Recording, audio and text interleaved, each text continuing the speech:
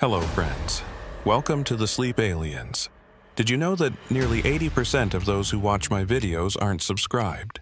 If you enjoy the content, I'd truly appreciate it if you hit that subscribe button. It helps a lot. Also, don't forget to leave a like and share your thoughts in the comments. By the way, where are you watching from? Let me know in the comments. Have you ever been above Mount Rainier late at night? No. Well, stay that way. My name's Derek Lansing, and I worked as a fire watch in the North Cascades for 6 years. That means I spent my nights out in a tower alone, looking out for fire, checking the weather instruments, trying not to go utterly bonkers in the silence. The pay was lousy. The isolation was cruel. But the view? Worth all the sleeplessness.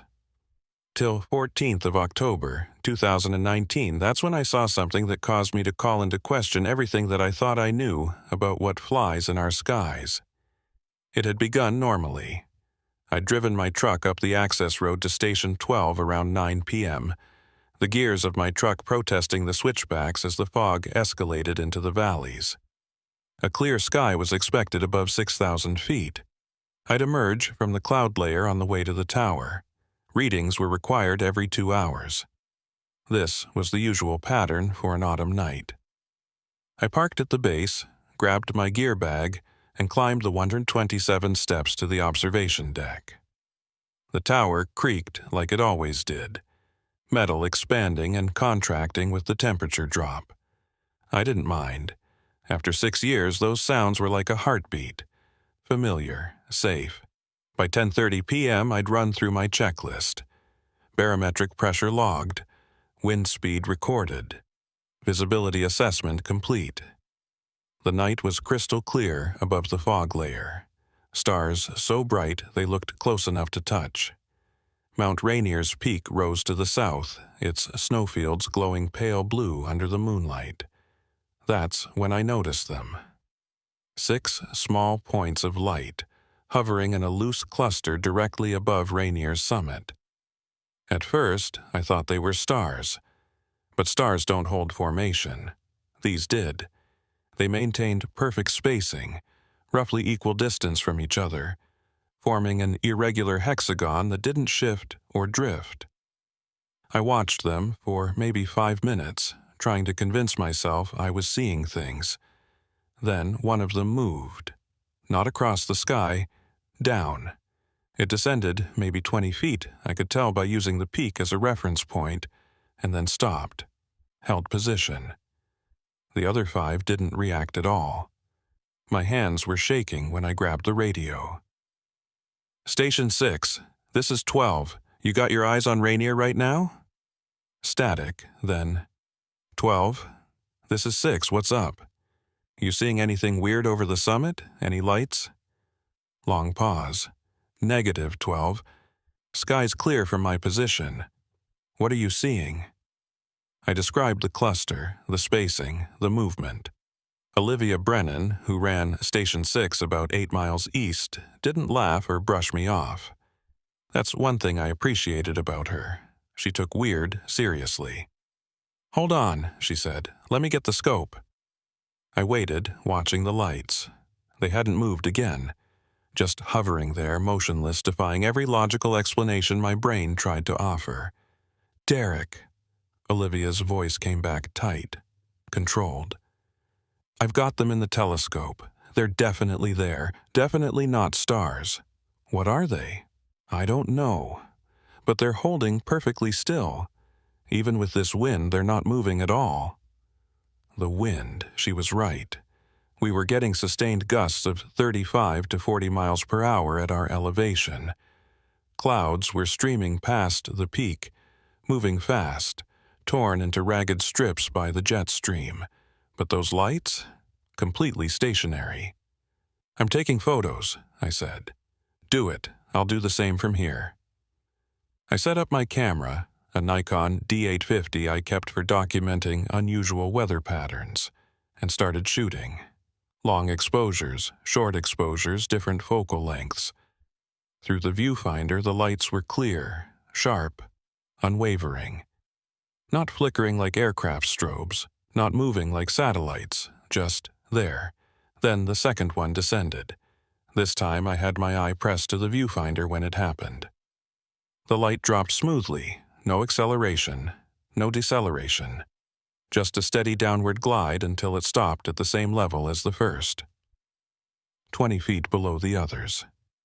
Olivia, are you seeing this? Confirmed. 2 of them just dropped. Derek, what the hell are we looking at? I don't know.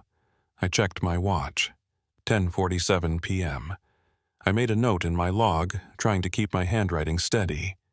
The temperature had dropped to 38 degrees.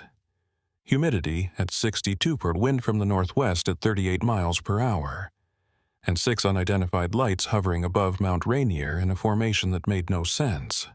Over the next 20 minutes, the remaining 4 lights descended one by one, always the same smooth motion, always stopping at the same level. By 11:08 p.m., all 6 were in a perfect horizontal line, suspended about 200 feet above Rainier's summit. This is controlled, Olivia said. Whatever those are, they're being operated by something intelligent. I wanted to argue, wanted to say it was drones, or some kind of atmospheric phenomenon, or literally anything that fit inside the normal box of explanations, but I couldn't. Nothing natural behaved like this. Nothing man-made had any reason to be up there. I'm logging GPS coordinates, I said, checking my equipment. Maybe we can... The readout on my GPS unit was blank. What the... I tapped the screen, nothing. I switched it off and back on. The startup screen appeared, then froze. Olivia, my GPS just died.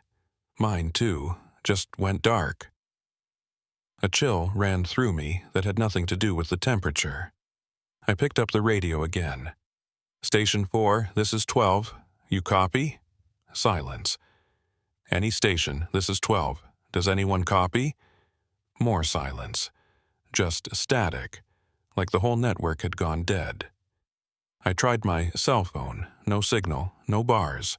The screen showed I was connected to nothing, not even the emergency satellite network that was supposed to work anywhere in the mountains. Derek? Olivia's voice crackled through. Weak, distant, barely audible through waves of interference. Something's wrong with equipment. Then her signal cut out completely. I was alone. The lights above Rainier began to pulse, not randomly, in sequence. Left to right, then right to left, each one brightening for exactly 2 seconds before dimming back to its original intensity. The pattern repeated. Steady, rhythmic, deliberate. I raised my camera again, hands trembling now, and kept shooting. Whatever this was, I needed documentation. Evidence. Something to prove I wasn't losing my mind up here in the dark. That's when I noticed the fog. It had been far below me, filling the valleys like a white ocean. But now it was rising, fast, impossibly fast. The cloud layer climbed toward me like something alive, swallowing the lower peaks, erasing the forests, surging upward with purpose. Within 3 minutes, the fog reached my tower. It hit like a wall, thick and cold, cutting visibility to 0.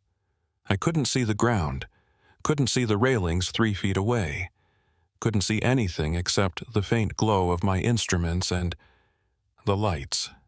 They were closer now, much closer. All 6 of them had moved from Rainier's summit to a position directly in front of my tower, maybe 300 yards away, floating in the fog at eye level. The pulsing had stopped. They just hovered there, motionless, watching me through the white darkness. I backed away from the window, heart hammering against my ribs. Every instinct screamed at me to run, to get down the stairs and into my truck, to put distance between myself and whatever those things were. But I couldn't move, couldn't think, couldn't do anything except stare at those 6 points of light suspended in the fog. One of them began to approach. It moved slowly, gliding through the mist without sound, without disturbing the air, without leaving any wake or trail. Just smooth, impossible motion that brought it closer to my tower with each passing second. I fumbled for the radio. If anyone can hear me, I need help at Station 12. The approaching light stopped. It hung there, maybe 50 feet from my window, and for the first time I could see it clearly. Not a light. Not exactly. It was more like a sphere of luminescence, perfectly round, about 3 feet in diameter, glowing with a soft white radiance that didn't cast shadows. The fog around it seemed to bend, to curve away from its surface as if repelled by some invisible force. Then it started to rotate. The sphere spun slowly on its axis, and as it turned, I saw patterns emerge on its surface, symbols, lines, geometric shapes that shifted and rearranged themselves, forming designs I couldn't understand but somehow felt I should recognize. Ancient, familiar, wrong. My camera was still in my hands. I raised it, framed the sphere in the viewfinder, and pressed the shutter. The flash fired, and every light went out. Not just the sphere, everything. My tower lights, my instruments, my flashlight, even the faint glow of my watch face. Total, absolute darkness pressed down on me like a physical weight. I couldn't see my hand in front of my face. Couldn't hear anything except my own ragged breathing and the wind shrieking through the tower's supports. I stood there in the black, waiting, listening, feeling my way toward where I remembered the stairs should be. Then the lights came back. All at once. Tower lights, instruments, flashlight, everything blazing back to life with such sudden intensity that I had to shield my eyes. When my vision adjusted, I looked out the window. The fog was gone. The sky was clear again, stars brilliant and sharp, Mount Rainier's peak gleaming in the moonlight exactly as it had before. No spheres, no lights, no formation, just the normal, empty night. I checked my watch. 12:17 a.m. I'd lost an hour and a half. The radio crackled to life. 12, this is 6. Derek, you there?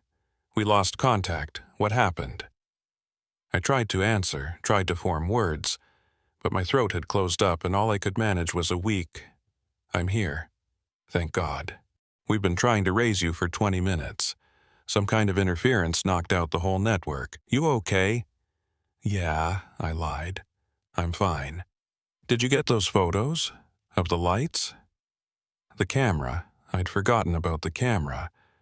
I looked down at it, still clutched in my hands, and checked the display screen. Empty. Every photo I'd taken was gone. The memory card showed 0 files, like I'd never pressed the shutter at all. Derek. The photos are gone, I said quietly. All of them. Silence on the other end, then, mine too.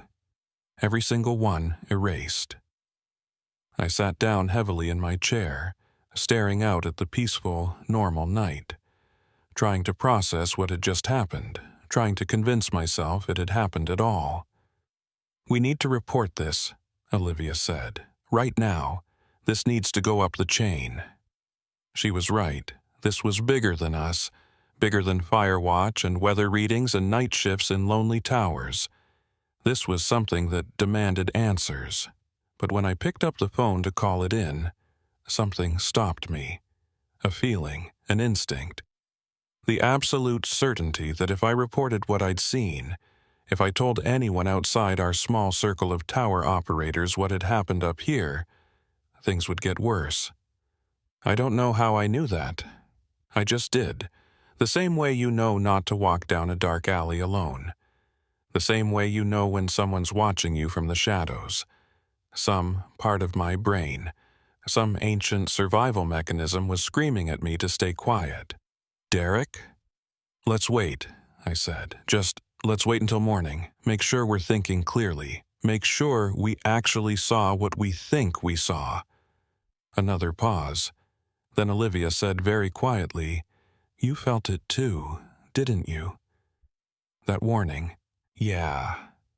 Okay, we'll wait, but Derek, I don't think this is over. She was right about that too. It wasn't over. It was just beginning. I didn't sleep that night. Didn't even try. I stayed at my post, running checks every 15 minutes, monitoring the sky, watching for any sign of the lights returning. But the night remained quiet, normal, as if nothing had happened. When dawn broke at 6:43 a.m., I'd never been so grateful to see the sun. I climbed down from the tower on shaky legs, every muscle stiff from tension and cold. My truck started on the first try, small miracle, and I drove down the access road in a daze, barely registering the switchbacks or the morning fog or the way the light filtered through the pine trees. I should have gone straight home. Should have collapsed into bed and tried to forget the whole thing. Instead, I found myself turning onto Highway 410, heading east towards Station 6. I needed to see Olivia face to face, needed to confirm that someone else had witnessed what I'd seen, needed to know I wasn't going crazy. Station 6 sat on a ridge overlooking the White River Valley, similar setup to mine but with better road access. I pulled up to the base around 8:30 a.m., surprised to see Olivia's Jeep still there. She usually headed home by dawn. She was waiting for me on the tower platform, 2 cups of coffee in hand. "Figured you'd come," she said, handing me one. I couldn't leave either. Kept thinking they might come back. Did they? She shook her head. Nothing after we lost contact. Just normal sky, normal night. We stood there in silence, sipping coffee, staring out at the mountains bathed in soft morning light. Everything looked so peaceful, so ordinary. Hard to believe that just hours ago, we'd witnessed something that defied explanation. I tried to convince myself it was ball lightning, Olivia said finally, or some kind of rare atmospheric effect. Temperature inversion creating reflections from ground lights or aircraft. But I've been doing this job for 9 years, Derek. I've seen ball lightning. I've seen ice crystals creating light pillars. I've seen aurora borealis strong enough to look like UFOs. This wasn't any of that. No, I agreed. It wasn't. She pulled out her phone, showed me the screen. I've been researching. There have been 47 documented sightings of unexplained lights over Mount Rainier since 1947. 47. Most of them from Firewatch personnel, climbers, or Forest Service workers. People who know these mountains. People who know the difference between normal and not normal. Why haven't I heard about this? Because every report gets classified as unverified and buried. The official explanation is always the same. Weather balloons, aircraft lights, astronomical phenomena. They never investigate, never follow up. Just file it away and forget about it. I thought about that warning feeling I'd had. That certainty that reporting this would make things worse. Maybe they have a reason for that. Olivia looked at me sharply. What do you mean? I mean, what if they already know? What if this has been happening for decades and they've been covering it up because... I trailed off, not sure how to finish that sentence. Because the truth would cause panic? Because they don't want people to know there's something up here they can't control or explain? Yeah, something like that. She was quiet for a long moment, staring out at Rainier's distant peak. There's a guy, she said finally. Marcus Roth. Used to work tower watch back in the 90s. He saw something similar, lights over the mountain, lost time, erased photos. When he tried to report it, they transferred him to a desk job in Olympia, said he was suffering from isolation-induced hallucinations, forced him into psychiatric evaluation. What happened to him? He quit, started his own website documenting Cascades UFO sightings, Lives up near concrete now, off the grid, completely paranoid. Most people think he's crazy. But you don't. I didn't, she said. Until last night. Now I'm thinking maybe he's the only sane one. I finished my coffee, trying to organize my thoughts. So what do we do? Keep quiet? Pretend it never happened? I don't know. Part of me says yes. Stay under the radar, keep our jobs, forget the whole thing. But part of me, she turned to face me, and I saw something in her eyes I hadn't seen before. Fear. Real, genuine fear. Part of me thinks they know we saw them, and they're going to come back. A chill ran down my spine. Why would they come back? Because that's what they do, Derek. I've been reading these reports all night. People who see the lights once almost always see them again, like they've been marked somehow, tagged for observation. That's insane. Is it? You felt that warning last night, that sense of being watched. You don't think that came from nowhere, do you? I wanted to argue, wanted to say she was letting paranoia cloud her judgment. But I couldn't. Because deep down, in a place I didn't want to acknowledge, I knew she was right. We were being watched, and whoever, or whatever, was doing the watching wasn't done with us yet. I went home. Slept for 4 hours. Woke up drenched in sweat from dreams I couldn't quite remember. Just fragments. White spheres, pulsing lights, symbols rotating in the dark. My phone showed 6 missed calls, all from dispatch. I called back, expecting to be fired for sleeping through check-in. Lansing, where the hell have you been? The supervisor's voice was tight, stressed. We've got a situation. What kind of situation? 3 more tower operators reported equipment failures last night. Same time as yours. GPS units dead, radios cutting out, cameras malfunctioning. All of them in the same sector, everything with a direct line of sight to Rainier. My stomach dropped. Did they see anything? That's the thing. None of them reported seeing anything unusual. Just standard equipment failure across multiple stations. He paused. Which doesn't make sense unless there was some kind of electromagnetic pulse or solar flare. But Noah says there wasn't. What do you want me to do? Get back to Station 12 tonight.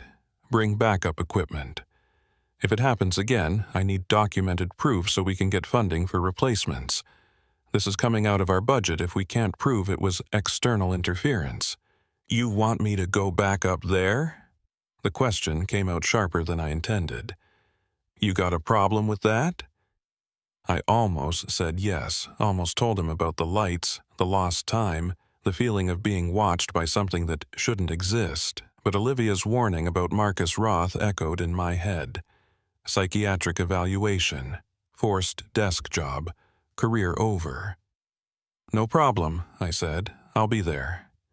I hung up and immediately called Olivia. She answered on the first ring. They're making me go back tonight, I said. Backup equipment, documentation, the whole thing. What about you? Same. Station 6, full gear, extra batteries. Derek, this feels wrong. This feels like we're being set up.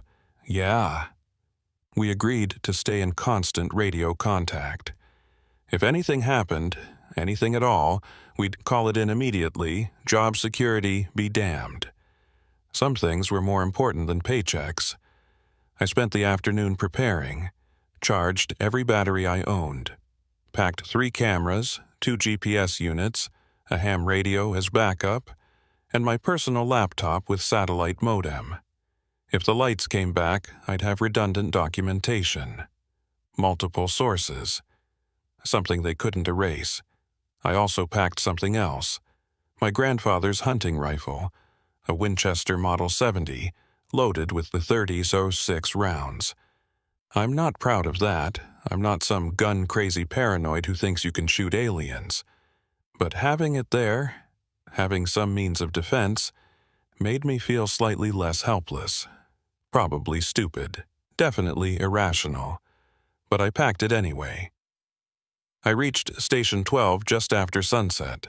The drive up was uneventful. No strange fog, no equipment failures, nothing out of the ordinary. The tower stood dark and silent against the deepening twilight, exactly as I'd left it 12 hours ago. I climbed up, set up my equipment, ran through all the checks.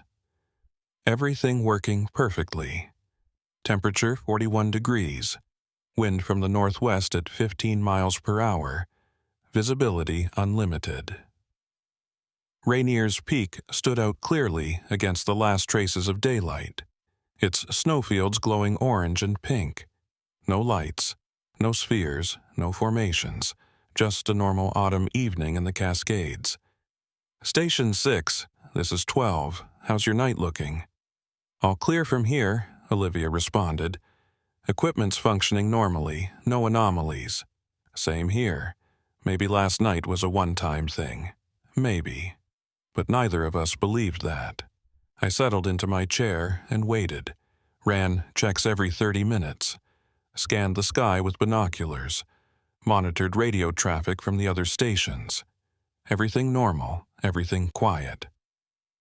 By 10:30 p.m., I was starting to relax, starting to think maybe we'd overreacted. Maybe it had been some weird combination of atmospheric conditions and equipment malfunction. Maybe... Derek! Olivia's voice cut through the silence, urgent and low. Look at Rainier. I grabbed my binoculars, focused on the peak. They were back. Not 6 this time, 12, maybe 15.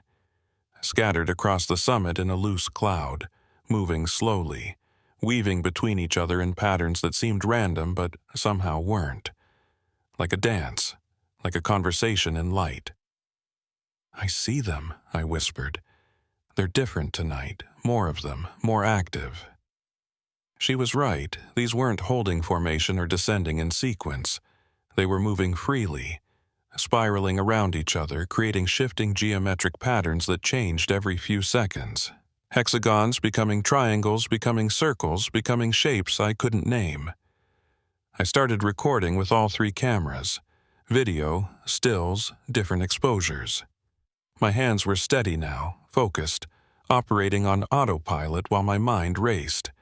They're spelling something, Olivia said suddenly. What? Look at the pattern. They're forming letters. Or, not letters, symbols, like the ones you described on the sphere. I zoomed in with my longest lens, watching through the viewfinder as the lights moved. She was right. The patterns weren't random. They were structured, deliberate. A language written in luminescence across the night sky. Then they started descending, all of them at once, dropping toward the peak in perfect unison, maintaining their spacing, their patterns, their impossible choreography. Lower and lower until they disappeared behind the ridgeline. They went below the summit, I said, into the crater. Mount Rainier is a dormant volcano. Its summit crater is usually filled with snow and ice, but underneath lies a complex system of steam caves heated by geothermal activity, places where the mountain breathes, places where very few humans ever go, places where something could hide. Derek, look at your readings. I checked my instruments. Temperature had dropped 15 degrees in the last 5 minutes. Barometric pressure was falling rapidly. Wind speed increasing, 20, 25, 30 miles per hour and climbing. Storm conditions developing out of nowhere. Same here, Olivia said. This isn't natural. This is... The lights erupted from the crater. Not a dozen anymore. Hundreds, maybe thousands. They burst upward in a column of brilliance, spiraling into the sky like a tornado made of stars. Higher and higher, faster and faster, until they reached an altitude I couldn't even estimate. Miles up, maybe, far above commercial flight paths, spreading out across the heavens in a vast glowing network. I watched through my camera, finger on the shutter, recording everything. barely breathing as the impossible unfolded before me. The network began to pulse, every light in sync, brightening and dimming in a rhythm that felt almost like a heartbeat. Thump, thump. Pause, thump, thump, pause. The pattern spread across the entire visible sky, hundreds of square miles of synchronized luminescence, and I realized with absolute certainty that this wasn't a random phenomenon or atmospheric accident. This was a signal. Someone, or something, was announcing their presence. "Olivia, please tell me you're recording this." No response. "Olivia?" Static. Then her voice, distorted, breaking up. "Losing power. Equipment failing. Can't." The radio went dead. My tower lights flickered. I grabbed my flashlight, checked the generator. Running normally, battery backup at full charge. No reason for power fluctuations. But the lights kept flickering, and my instruments began resetting, and that familiar feeling of wrongness settled over me like a cold blanket. They were coming. I don't know how I knew, but I knew. I picked up the rifle, chambered around, and positioned myself at the window facing Rainier. Watching. Waiting. The network of lights in the sky began to descend.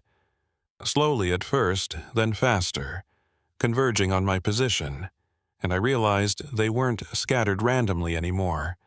They were forming a shape. A massive geometric structure, edges and vertices defined by brilliant points, faces outlined in pale luminescence, a polyhedron, rotating, descending, growing larger as it approached. When it was about 500 feet above my tower, it stopped. The structure hung there, maybe 200 feet across, composed of interconnecting triangular faces that shifted and reconfigured themselves, changing shape while somehow remaining whole. Inside the framework, I could see more lights, smaller ones, moving with purpose, busy with some task I couldn't comprehend. My cameras were still recording. I checked the screens. Every single one showed static. The rifle in my hands felt useless, childish. What was I going to do, shoot at geometry made of light? But I kept it anyway, finger near the trigger, some part of my primal brain insisting I needed to be armed. One of the lights detached from the structure. It floated down toward my tower, the same smooth, impossible motion I'd seen the night before, and stopped at eye level outside my window. This one was different, smaller, about the size of a basketball, and inside the glow I could see something solid. Dark, mechanical, it tapped on the glass, 3 times, deliberately, like a person knocking. I backed away, rifle raised, heart hammering so hard I thought my ribs might crack. The sphere waited, tapped again, patient, expectant. Against every instinct, every survival mechanism, every screaming voice in my head telling me to run, I stepped forward. I opened the window. The sphere floated inside. It moved across the room, giving me space, not threatening, just present. Up close, I could see the surface wasn't smooth. It was textured, covered in that same shifting script I'd seen before, symbols flowing like liquid across its surface. Then it projected an image. Not on a screen, in the air. A 3-dimensional hologram that appeared between us, showing Mount Rainier from above, showing the summit crater, showing something underneath, a vast cavern system extending deep into the mountain, chambers and tunnels that no geological survey had ever mapped. The image zoomed in on one chamber, large, cathedral-sized, and inside it, I saw more of the spheres, hundreds of them, thousands, arranged in orderly rows, dormant, waiting. The projection changed. Showed the mountain 10,000 years ago, glaciers retreating, forests advancing, and the first spheres arriving. showed them descending into the volcanic chambers, establishing themselves, hibernating through millennia while the world above changed. Showed them waking up. The projection dissolved. The sphere floated closer, stopping just a few feet from me. I could feel heat radiating from its surface, could hear a faint humming, like electrical current through high-tension wires. Then it spoke. Not in words, not in any language, but directly into my mind, concepts and meanings appearing fully formed in my consciousness. Observer, witness, chronicler, that's what I was to them. Not a threat, not important enough to eliminate. Just someone who happened to be in the right place to see what they were doing. We are waking. The cycle completes. You will remember. Why? I asked out loud. Why are you telling me this? Because someone must know. Someone must carry the knowledge forward. When others come asking, you will tell them, we were here first. This mountain is ours. We sleep in the deep places and we wake when the time is right. What time? What are you waiting for? The sphere pulsed once, bright and final. You will understand when it begins. Then it turned and floated back out the window. The massive structure above began to collapse inward, all its component lights drawing together, condensing, shrinking until it was just a single, brilliant point. The point shot skyward and vanished. The normal night returned. Stars, moon, wind, the mountain standing silent and dark. My instruments came back online. My cameras showed normal footage again, hours of recorded sky, nothing unusual, nothing that would prove what I'd just witnessed. But this time, they didn't erase my memory. This time, they wanted me to remember. I sat in that tower until dawn, rifle across my lap, watching the sky, waiting for them to come back, waiting for something to make sense. They didn't return. When the sun finally broke over the eastern peaks, I climbed down, got in my truck, and drove straight to Station 6 without radioing ahead. Olivia was waiting on the platform, looking as shaken as I felt.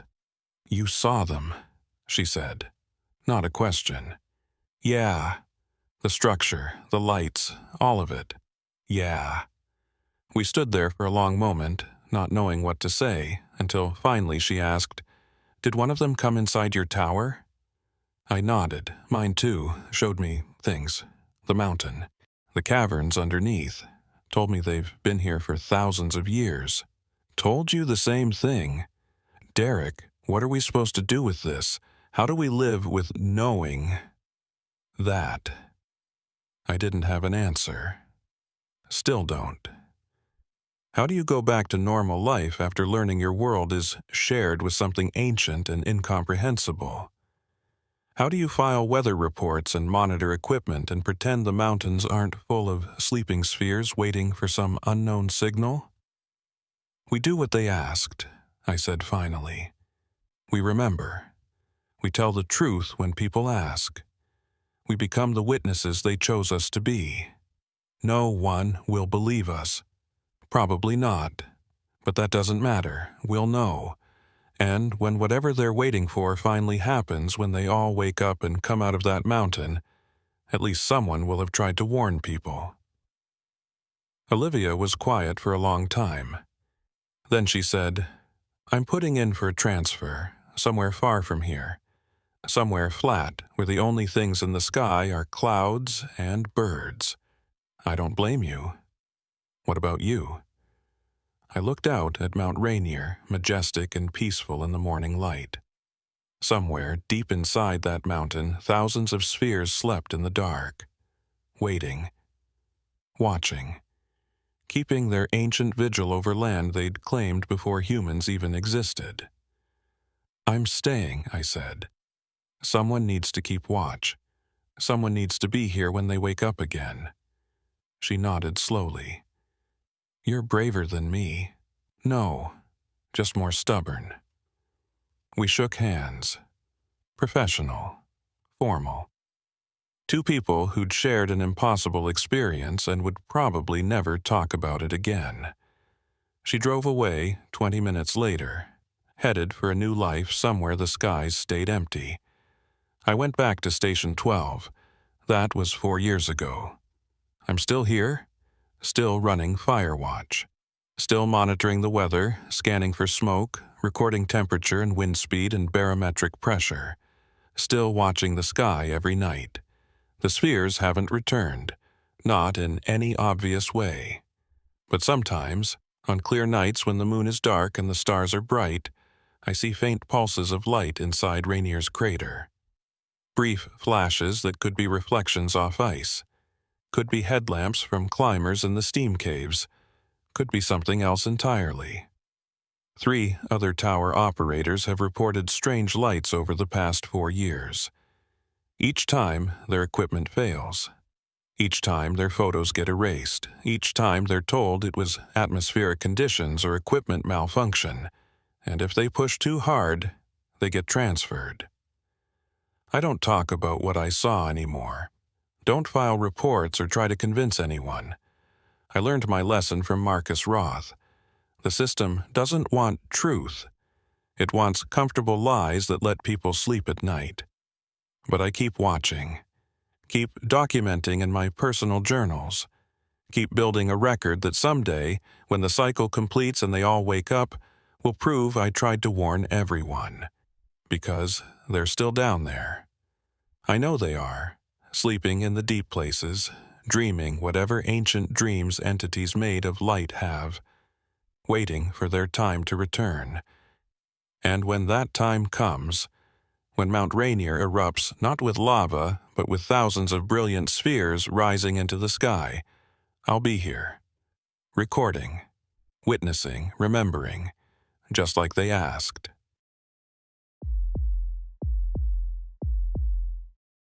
There are things you learn working night road maintenance in the North Cascades that nobody tells you in training. How to spot black ice before your truck hits it. Which switchbacks get snowdrifts deep enough to bury a vehicle. Where the rock slides happen most often, and how to clear them without getting crushed. But nobody tells you what to do when the fog comes alive. My name's Marcus Calloway. I've been with Washington State Department of Transportation for 11 years. Last 7 of those on the night crew running maintenance on Highway 20, the North Cascades Highway. We're the ones who keep the road open when everyone else is sleeping. We patch potholes, clear debris, fix guardrails, and generally make sure people don't drive off a cliff in the morning. It's lonely work, dangerous work, the kind of job where you develop a sixth sense for trouble because out here, trouble can kill you before anyone even knows you're in danger. October 31st, 2021. Halloween night. Not that it mattered much to me. I don't do holidays when I'm on shift. But Hannah Westfield, my partner that rotation, kept making jokes about ghosts and goblins as we loaded equipment into the truck. Perfect night for something spooky, she said, grinning as she tossed a toolbox into the bed. Fog's supposed to roll in heavy around midnight. Limited visibility, strange sounds in the darkness, classic horror movie setup. You watch too many movies, I told her. And you don't watch enough. Come on, Marcus. When's the last time you had fun? I have fun. Working 14-hour shifts doesn't count. Hannah was 26, fresh from Seattle, still excited about the job. Still thought driving through mountain passes in the dark was an adventure instead of a paycheck. I envied that sometimes. The enthusiasm. The way she could turn a routine pothole repair into a story worth telling. Me, I was 42, divorced, living in a studio apartment in Marblemount that smelled like instant coffee and loneliness. This job was all I had left, and I took it seriously.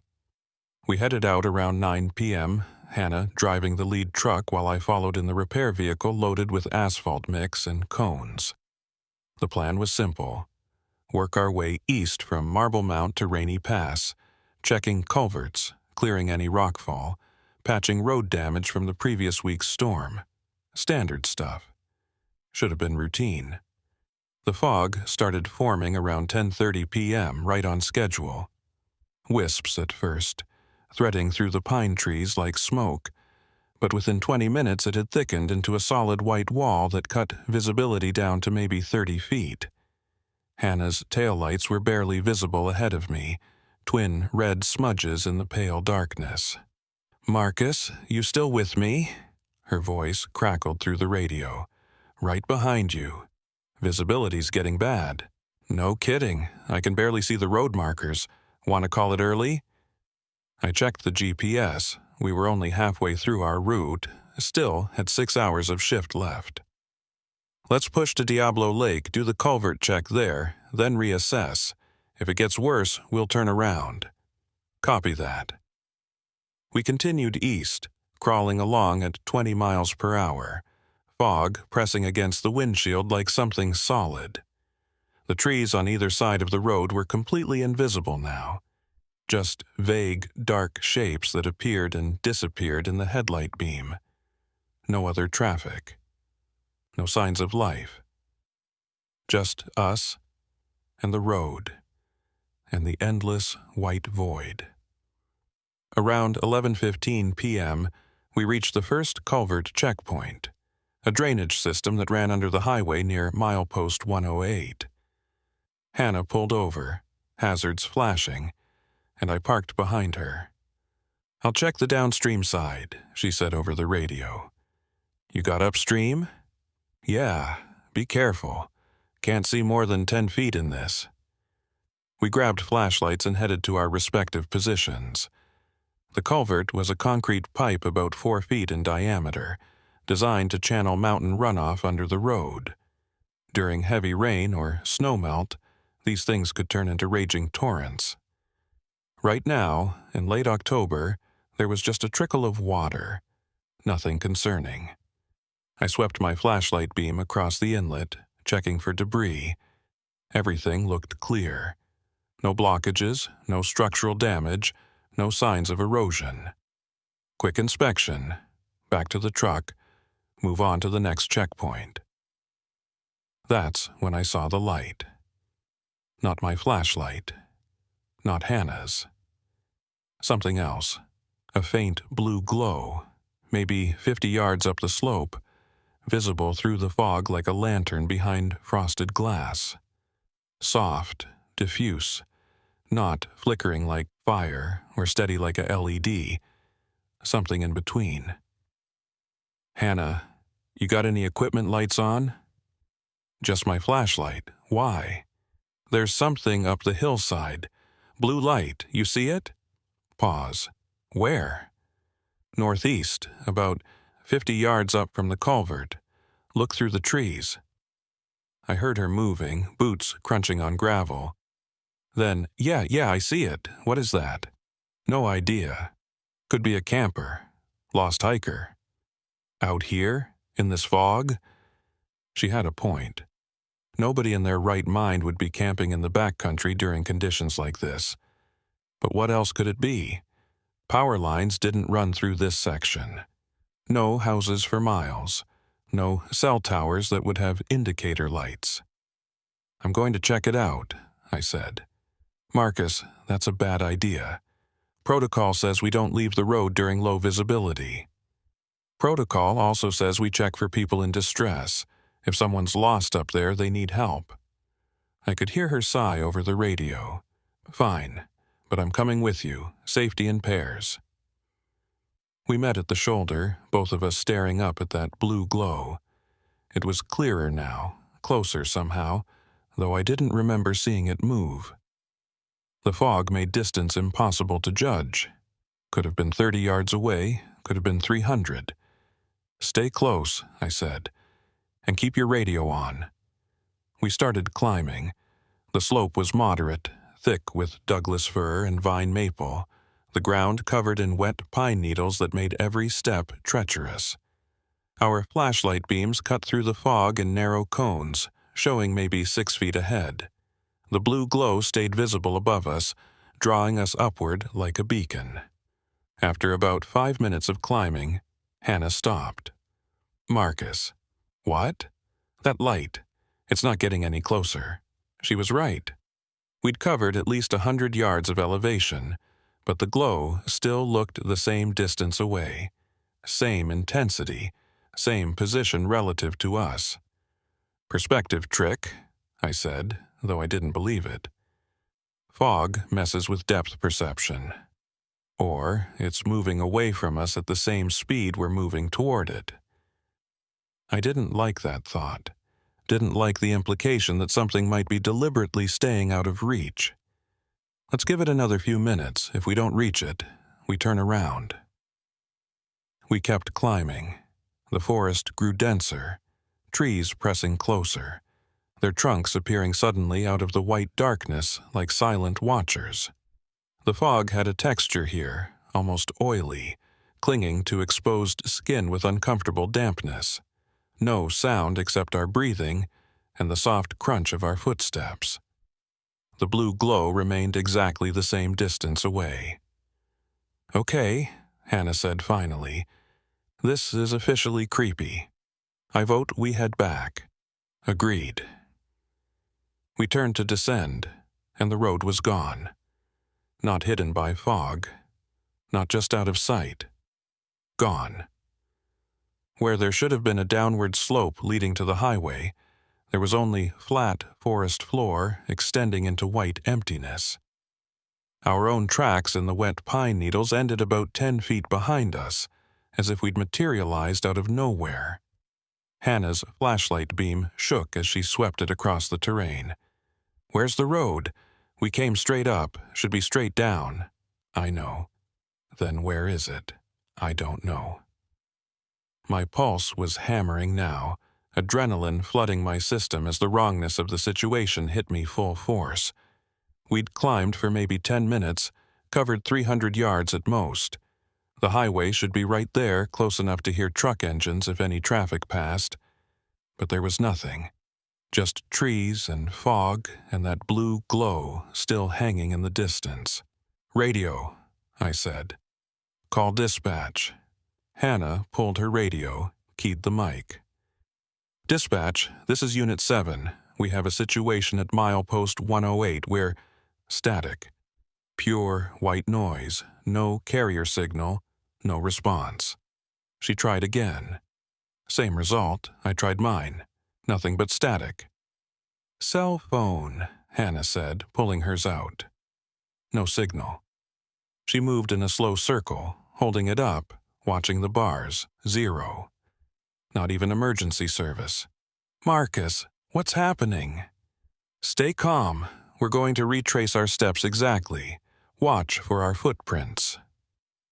We followed our tracks backward, step by careful step, but after 20 feet they just ended, like we dropped out of the sky into this spot. Beyond that point, virgin forest floor, undisturbed pine needles, no sign anyone had passed through in years. "This isn't possible," Hannah whispered. "I know. We need to find the road. We need to—" The blue glow pulsed. One bright flash, like a camera strobe, and suddenly it was much closer. Maybe 30 feet away now, hanging at head height between 2 massive fir trees. Close enough to see it wasn't a light source in the traditional sense. No bulb, no lantern, no fire. Just a sphere of pale blue radiance about 3 feet across, hovering motionless in the fog. Hannah grabbed my arm, her fingers digging in hard enough to hurt. "What is that?" "I don't know. Don't move." We stood frozen, flashlights pointed at the sphere, watching it hang there like some kind of impossible moon. The fog around it seemed thinner, pushed back by its glow, creating a clear space in the white chaos. And in that clear space, I noticed something that made my skin crawl. No shadows. My flashlight beam hit the sphere dead on. Bright LED light from 15 feet away, and cast no shadow. None on the ground, none on the trees behind it, none anywhere. Like the sphere existed outside the normal rules of light and matter. "Hannah," I said quietly, "point your flashlight at it." She did. Two bright beams converging on the sphere from different angles. Still no shadows. Not even a subtle darkening where there should have been blocked light.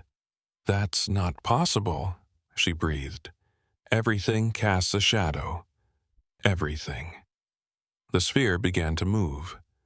Not floating or drifting. Moving with purpose, deliberate speed. Gliding through the space between trees without disturbing branches or needles. Coming toward us in a slow, steady approach that felt almost curious. Investigative. "Back up," I said, slowly. We retreated, keeping our flashlights trained on the sphere, watching it follow. It maintained the same distance, about 30 feet, matching our pace exactly. When we stopped, it stopped. When we moved, it moved. It was hurting us. "Run," Hannah said. "Don't. If we run, we could hit a drop-off, a ravine, anything. We can't see more than 10 feet. So what do?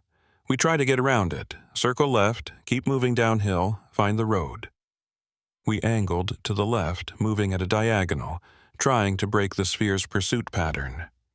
It adjusted immediately, cutting across to block our path, maintaining that constant 30-foot distance like some kind of invisible tether connected us.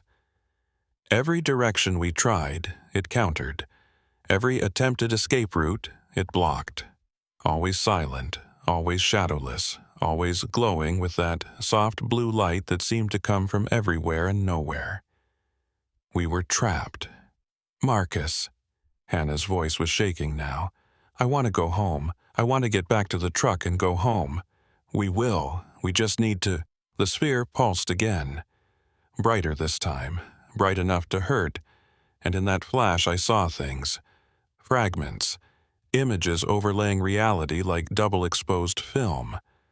The forest as it had been 1,000 years ago, smaller trees, different landscape. The forest as it would be 1,000 years from now. Burned and regrown and burned again. Time layered over time, past and future visible simultaneously in that one bright pulse. When my vision cleared, the sphere was gone. Just gone. No fade out, no movement, no gradual dimming. One second it was there, the next it wasn't. The fog pressed back in, thick and white and normal, and somewhere in the distance I heard the rumble of a diesel engine. "The road," Hannah gasped. "I hear the road." We ran toward the sound, crashing through underbrush, not caring about noise or caution, just desperate to reach something familiar. The ground began sloping downward, and suddenly we broke through the tree line onto the highway shoulder. Both our trucks sat exactly where we'd left them, hazard lights still flashing. My watch showed 11:47 p.m. We'd been gone 32 minutes. It felt like hours. We stood on the shoulder for a long time, breathing hard, staring at each other in the red glow of the hazard lights. Neither of us spoke. What was there to say? We'd just experienced something that couldn't be explained by any rational framework, something that violated basic physics, something that existed outside the boundaries of what was supposed to be possible. Finally, Hannah broke the silence. "Did that just happen?" "Yeah." "The blue light, the no shadows, getting lost 30 yards from the road?" "Yeah." "Marcus, what was that thing?" "I don't know." She leaned against her truck, hands shaking as she pulled out a cigarette. I didn't even know she smoked. "We need to report this. Call it in. Tell someone." "And say what?" "That we saw a glowing blue sphere with no shadow that herded us through the woods. They'll think we're on drugs." "Then we don't mention the sphere. We say we got disoriented in the fog. Equipment malfunction. Something normal. And the fact that we both experienced the exact same hallucination." She took a long drag, exhaled smoke that mixed with the fog. I don't know what to think anymore." I checked my radio, working normally now, clear signal, dispatch traffic coming through in routine bursts. Cell phone showing full bars. GPS locked on our position.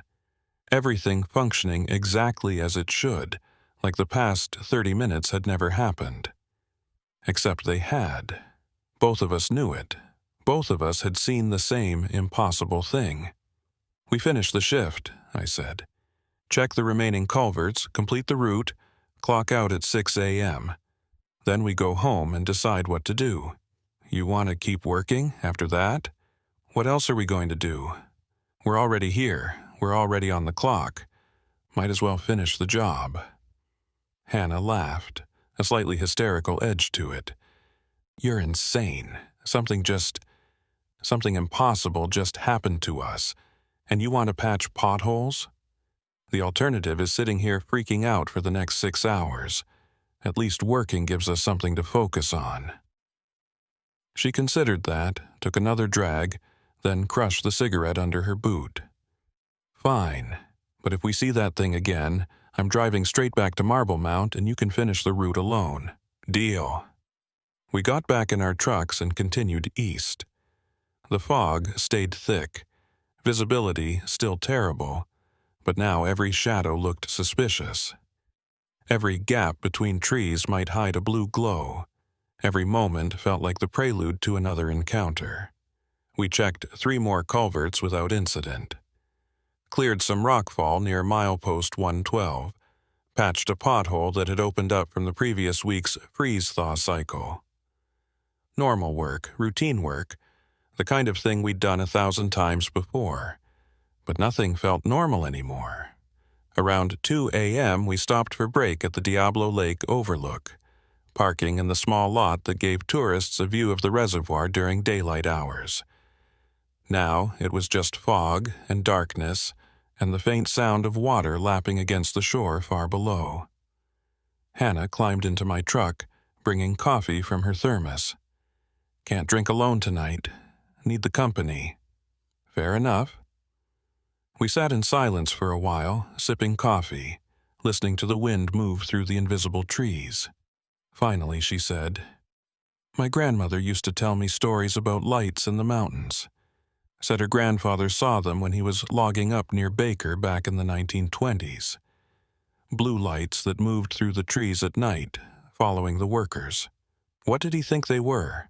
Spirits, ancestors watching over the land. She said the old-timers respected them, left offerings, tried not to disturb them." Hannah stared out at the fog. "I always thought it was just folklore. Ghost stories to scare kids. Maybe it was. Maybe. Or maybe people have been seeing these things for generations and just calling them different names. Spirits, ghosts, UFOs, doesn't matter what you call them, they're still there." I thought about that. About all the unexplained reports I'd heard over the years from other road crews, Forest Service workers, climbers. Strange lights. Missing time. Equipment failures. Most people dismissed it as fatigue or altitude sickness or too much time alone in the wilderness. But what if they were all seeing the same thing we'd just seen? "There's a guy I know," I said slowly. "Jesse Thornton. Used to run fire watch up on Copper Ridge. He quit about 5 years ago, moved down to concrete, won't go back into the backcountry. Someone told me he saw something that messed him up pretty bad." "You think it was like what we saw?" "Don't know. Never asked him about it. Figured it was none of my business." "Maybe you should ask him now." "Maybe." We finished our coffee in silence, then got back to work. The rest of the shift passed without incident. No blue lights, no lost time. Just fog and road work and the slow approach of dawn. By 6 a.m., we were back in Marble Mount, clocking out at the district office. The supervisor, Tom Ricketts, was already there, reviewing the night reports. "How is it out there?" he asked. "Fog as bad as predicted?"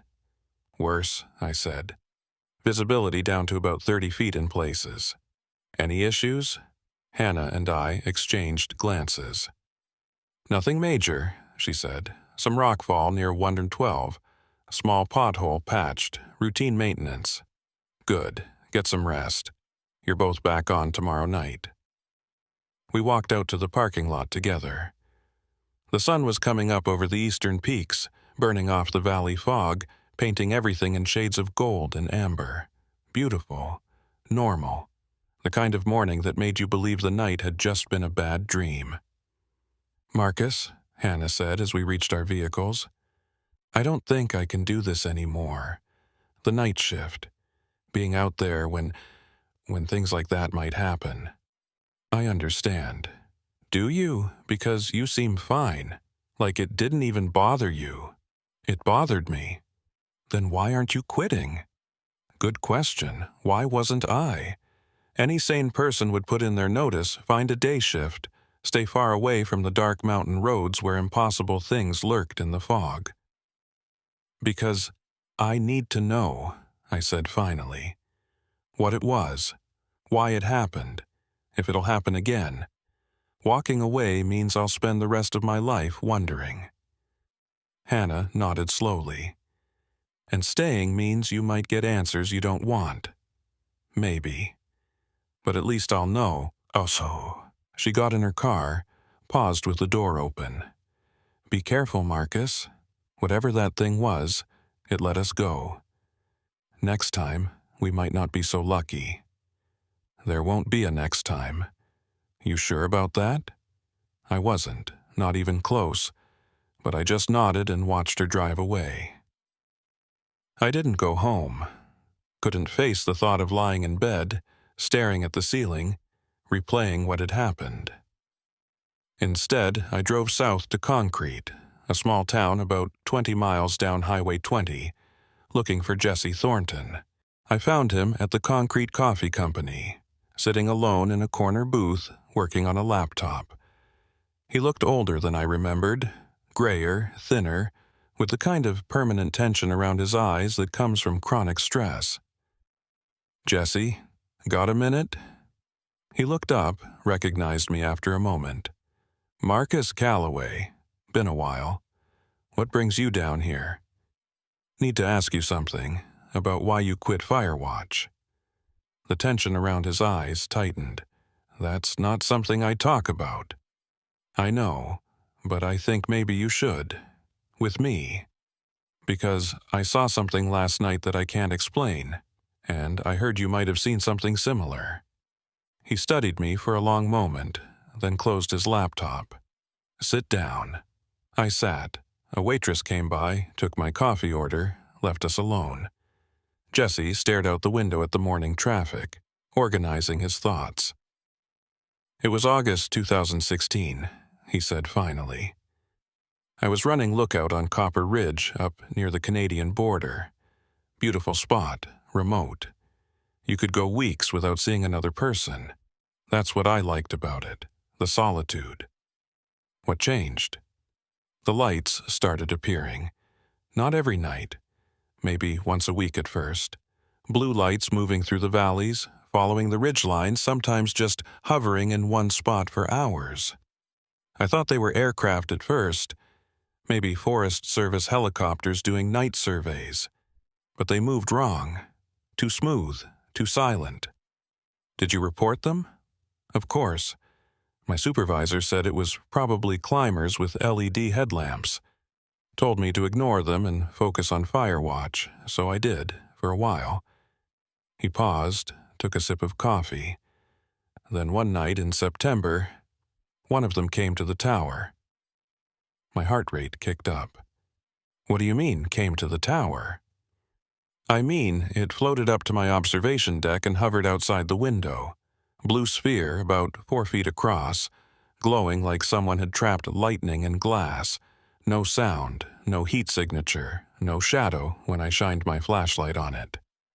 "No shadow," I repeated quietly. "Yeah, that freaked me out more than anything else. How can something exist that doesn't cast a shadow, that violates basic physics?" He met my eyes. "You saw the same thing, didn't you?" "Last night, up near milepost 108. Me and my partner. We tried to approach it, got turned around in the fog, lost track of the road for about 30 minutes. Jesse nodded, like this confirmed something he'd suspected. It did the same thing to me, made me lose track of time. I thought I'd been watching it for maybe 10 minutes, but when I checked my watch, 3 hours had passed. The sun was coming up and I had no memory of the night. Did it ever come back? Every night for 2 weeks straight. Always the same. Would hover outside my window, pulse a few times, then disappear. I started dreading sunset. Started staying awake all night with the lights on, drinking coffee, doing anything to avoid sleeping because I was afraid of what might happen if I lost consciousness while that thing was watching me. Why didn't you quit immediately? Pride, mostly. Didn't want to admit I was scared. Didn't want people thinking I'd lost my mind. He laughed bitterly. But after 2 weeks, I broke. Radioed for emergency extraction, said I was having medical issues. They pulled me out, put me on administrative leave, recommended psychiatric evaluation. Did you get evaluated? Yeah, told them the truth. Big mistake. They diagnosed me with isolation-induced psychosis, put me on medication, and made it clear I'd never work in a remote posting again. So I quit, took a job doing IT work, moved down here where I can see other humans every day. He paused. Best decision I ever made. I thought about Hannah, about how she'd said she couldn't do night shift anymore, about how she was probably already composing her resignation letter. Do you know what they are? I asked. The lights? No, and I've stopped trying to figure it out. Whatever they are, they're not ours, not human, not anything we understand. And I think that's why the authorities don't want to acknowledge them, because acknowledging means admitting there's something in these mountains we can't control or explain. Have you talked to other people who've seen them? A few, quietly. People don't like to come forward because of what happened to me, but there's a small community of us, former fire watch, park rangers, road maintenance workers, people who've spent enough time alone in the backcountry to see things others don't. I want to talk to them. Jesse looked at me sharply. Why? What's that going to accomplish? I don't know, but I can't just pretend this didn't happen. Can't go back to normal like nothing changed. Marcus, listen to me. That path leads nowhere good. I've seen people go down it, getting obsessed, losing jobs, destroying relationships, all because they can't let go of one weird experience. Is that really what you want? What I want is the truth. The truth is we don't know. Maybe we'll never know. And maybe that's okay. Maybe some mysteries are meant to stay mysteries. I finished my coffee, stood up. Thanks for talking to me, Jesse. I appreciate it. Wait. He pulled out his phone, typed something, showed me the screen. There's a guy named Richard Holbrook, former park ranger, lives up in Mazama now. He's been documenting sightings for years, keeps records that go back decades. If anyone has answers, it's him. He texted me the contact information. But Marcus, be careful. Once you start asking questions, you can't unask them. Some doors don't close once you open them. I drove back to Marble Mount in a daze, Jesse's words echoing in my head. Some doors don't close once you open them. Was that what I was doing? Opening a door to something I couldn't control? When I got home, I found Hannah's text waiting. I'm putting in my 2 weeks. Can't do this anymore, sorry. I typed out 3 different responses and deleted them all. What could I say? That she was making a mistake? That she should stay and help me investigate? I had no right to ask that of her. She'd been traumatized by what we'd experienced. She deserved to walk away with her sanity intact. I typed, I understand. Take care of yourself. Then I looked up Richard Holbrook's number and made the call. Richard Holbrook lived in a converted ranger station about 2 miles outside Mazama. a tiny community in the upper Metho Valley. The drive took me 3 hours through increasingly remote terrain, and by the time I arrived, I was questioning my decision to come at all. The station was small, weathered, surrounded by pine trees and privacy. Holbrook answered the door on the second knock. A man in his late 60s, lean and weathered, with sharp eyes that assessed me immediately. "Marcus Calloway." "Yes, sir." "Jesse Thornton called, said you might be coming. Come in." The interior of the station had been converted into what could only be described as a research center. Maps covered every wall, marked with colored pins and handwritten notes. File cabinets lined one side of the room. A large table in the center was covered with photographs, documents, and what looked like interview transcripts. "You've been busy," I said. 37 years of documentation. Every sighting I could verify, every witness I could interview, every piece of evidence I could collect. He gestured to the maps.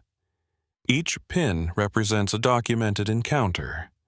Blue for lights, red for craft sightings, yellow for missing time events, green for equipment failures.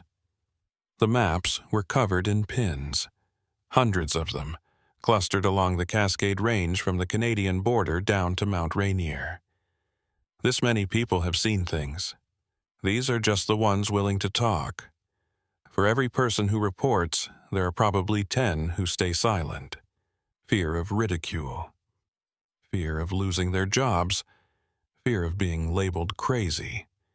He poured coffee, handed me a cup. "Jesse said you had an encounter last night. Blue light, no shadow. Lost time?" "Yeah." "Near milepost 108 on Highway 20. He went to one of the maps, stuck a blue pin in the exact location I'd described. "That makes 17 in that corridor this year. 18 if you count a truck driver who won't talk on record. The activity's been increasing."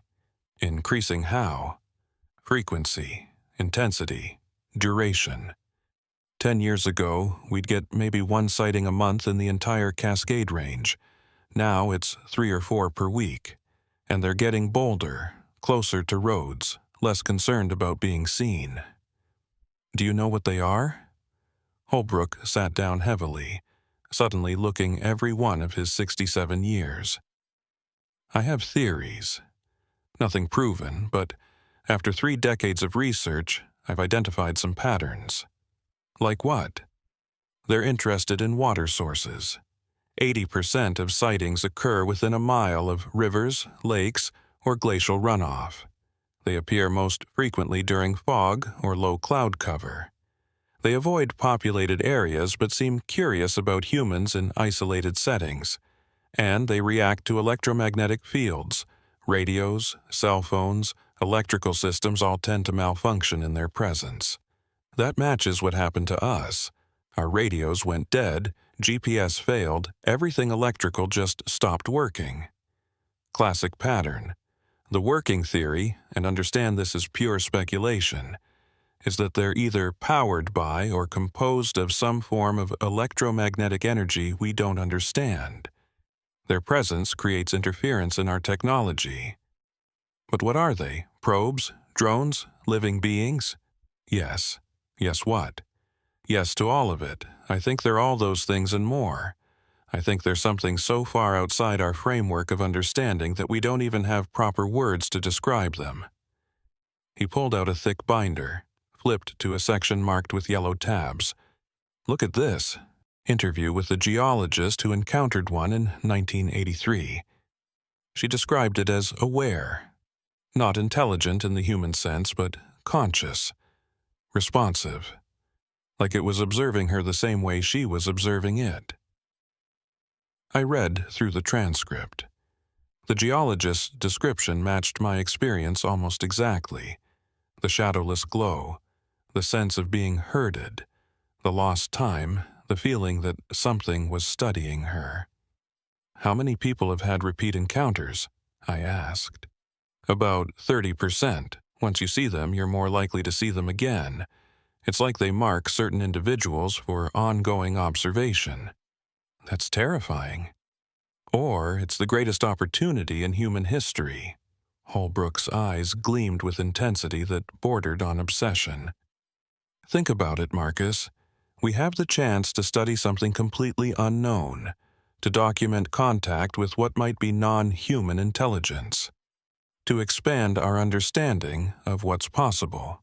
Or we could get hurt. People have gone missing in these mountains, Richard. What if the lights have something to do with that? He waved that away. Pure speculation. No evidence of harm. Yes, people go missing. It's wild country. Accidents happen. But I've never found a verified case of someone being injured by the lights themselves. What about psychological damage? Jesse Thornton can't even go into the backcountry anymore. That's harm. Jesse wasn't prepared for what he saw. Couldn't integrate the experience. You're different. You're asking questions, seeking understanding. That makes all the difference. I wasn't sure I agreed, but I let it go. What do you want from me? Keep working your route. Document everything. If you see the lights again, try to observe them. Take notes on their behavior, their movement patterns, any physical effects. Help me build a comprehensive database so we can start understanding what these things are and what they want. And if they're dangerous, if they decide to do more than just observe. Holbrook met my eyes. Then you run. And you call me immediately so I can document what happened. Either way, we learned something. I left Mazama with more questions than answers, and a growing sense that I'd stepped into something much bigger than a simple, unexplained experience. Holbrook had given me recording equipment, forms for documenting encounters, even a special camera designed to capture electromagnetic anomalies. I was now officially part of his research network, one of the watchers watching the watchers. When I got home, there was a message from dispatch. Hannah had submitted her resignation. They were assigning me a new partner for tomorrow night's shift, someone named Travis Morrison, who'd just transferred from the Olympic Peninsula crew. I called Travis, introduced myself, asked about his experience. 7 years road maintenance, mostly night shift, he said. Seen some weird stuff out there. You? Define weird. Oh, you know. Strange lights. Fog that moves wrong. Equipment acting up for no reason. The usual backcountry weirdness. You ever see a blue light that doesn't cast shadows? Long pause. Once, last year, up near Lake Crescent, thing floated across the road right in front of my truck. Scared the hell out of me. What did you do? Drove away fast. Didn't stop until I hit pavement. You asking because you've seen something? Yeah, last night, up on Highway 20. Then you know what I know. There's something out there that doesn't fit in any normal category. Question is, do we pretend we didn't see it, or do we try to figure out what it is? I thought about Jesse Thornton's warning, about Hannah's resignation, about Holbrook's obsessive research covering every wall of his converted ranger station. We try to figure it out, I said. Good. I was hoping you'd say that. Travis Morrison turned out to be exactly what I needed. Someone who'd seen the impossible and didn't automatically assume they were crazy. We worked well together, falling into an easy rhythm as we ran our maintenance route night after night. For 3 weeks, nothing happened. No blue lights, no missing time. Just normal road work under normal skies. Then November 21st rolled around. We were checking a culvert near milepost 115, same area where Hannah and I had our encounter, when the fog started forming. Not unusual for that time of year, but something about it felt wrong. Too thick. Too fast. Within 10 minutes, visibility dropped to almost zero. Marcus. Travis was standing by his truck staring up at something. Look. The blue glow was back. Not one sphere this time. 3 of them, arranged in a perfect triangle about 40 feet above the road. Hovering. pulsing slowly, each one shadowless and impossible.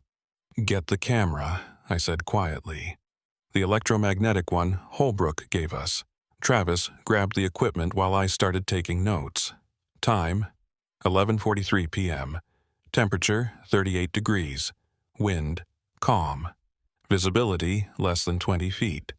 3 spheres, blue-white in color, approximately 3 feet in diameter each, arranged in equilateral triangle formation. The spheres began descending, slowly, synchronized, maintaining their perfect spacing as they dropped toward the road.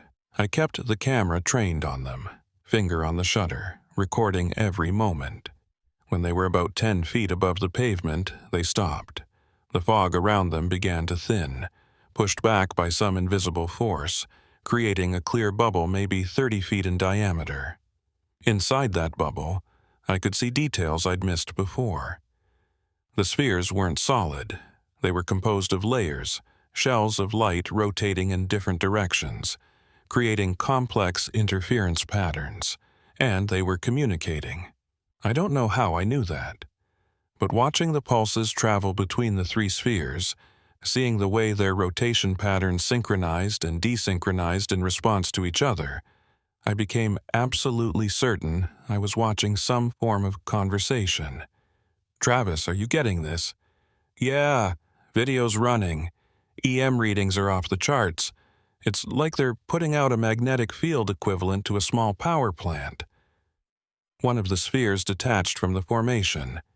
It floated toward us, same smooth, purposeful motion I'd seen before, and stopped about 6 feet away.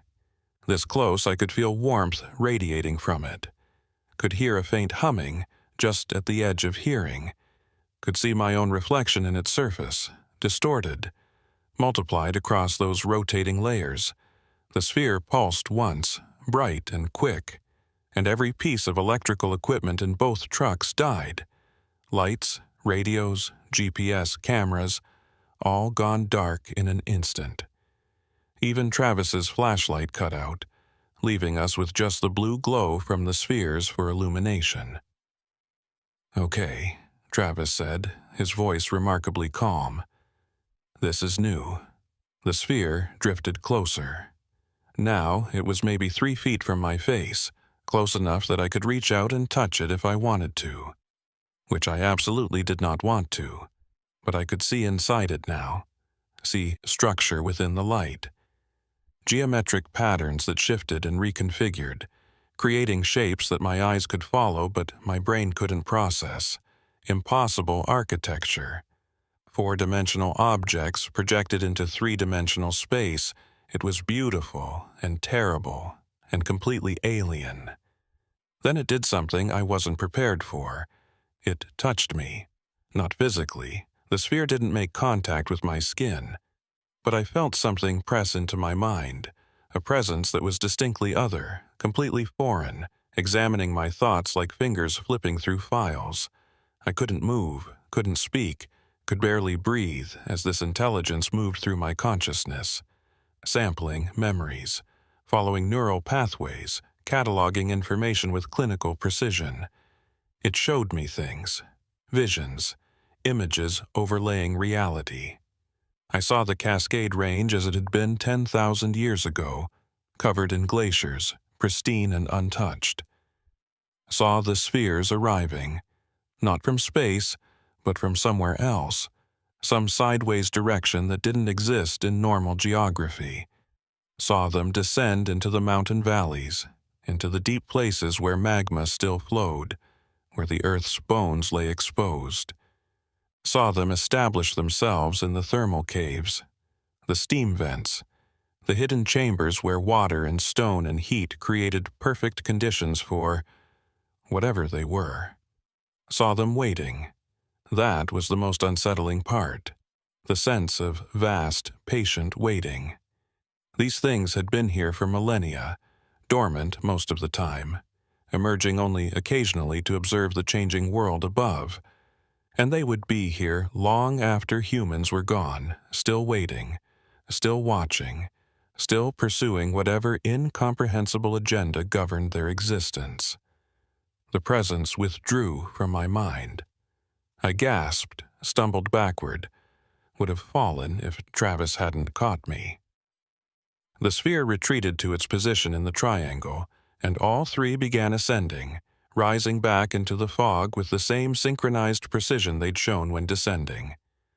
Our equipment came back online. Lights flickered to life. Radios crackled with static that slowly resolved into dispatch traffic. Everything functioning normally again, except us. Travis helped me sit down on the truck's tailgate. "You okay?" "I don't know. Did you feel that? Inside your head?" Yeah, I felt it." His hands were shaking as he checked the camera equipment. "Please tell me we got footage of that." The camera showed 4 minutes and 37 seconds of blank static. The timestamp jumped from 11:43 p.m. to 12:21 a.m. We'd lost 38 minutes. "It erased the recording," I said numbly. "Not all of it. Look." Travis rewound to the beginning of the file. The first minute showed the spheres descending clear as day before the static hit. "We have proof. Actual, documented evidence." Evidence of what? That we saw unexplained lights? That proves nothing. It proves we're not crazy. It proves something's really out there. I thought about what the sphere had shown me. The deep caves, the waiting, the sense of patient observation spanning geological timescales. "We need to call Holbrook," I said, "right now." Richard Holbrook arrived 4 hours later, his van loaded with equipment. He'd driven through the night from Mazama, and his eyes gleamed with excitement when we showed him the footage. "This is it," he breathed. "This is the first clear documentation of structured behavior. Do you understand what this means?" "It means we're dealing with something intelligent," Travis said. "More than that, it means they're willing to be seen, to interact, to communicate, even if we don't understand the language yet." Holbrook replayed the footage over and over, making notes, measurements, calculations.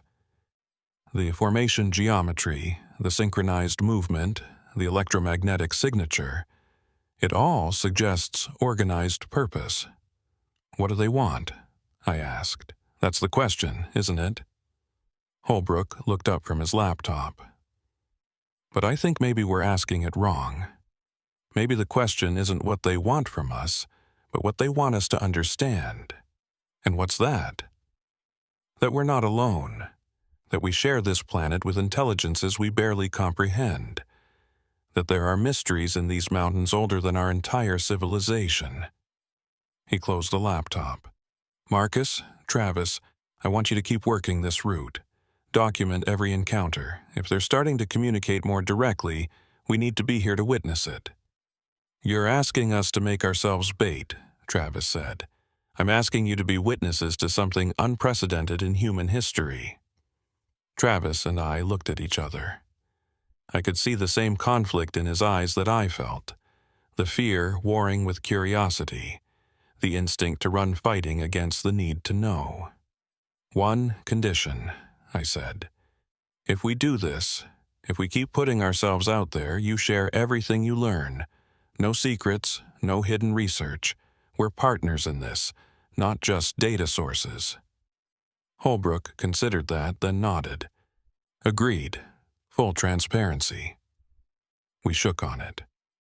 For the next 2 months, Travis and I worked our route with Holbrook's equipment, documenting every anomaly, every strange occurrence. The spheres appeared 6 more times, always in similar patterns, always showing the same curious, observational behavior. We learned things, small things, but significant. They preferred water-rich environments. They appeared most frequently during fog or precipitation. They seemed to avoid direct interaction with multiple witnesses. The larger our observer team, the more distant they stayed. They responded to electromagnetic fields, approaching our equipment when it was powered on, retreating when we shut it down. And they were teaching us. That's what it felt like anyway.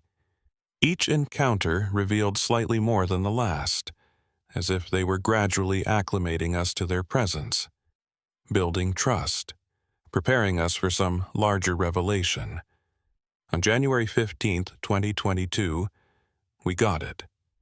But before that final encounter, something else happened that I need to tell you about. December came with early storms and bitter cold.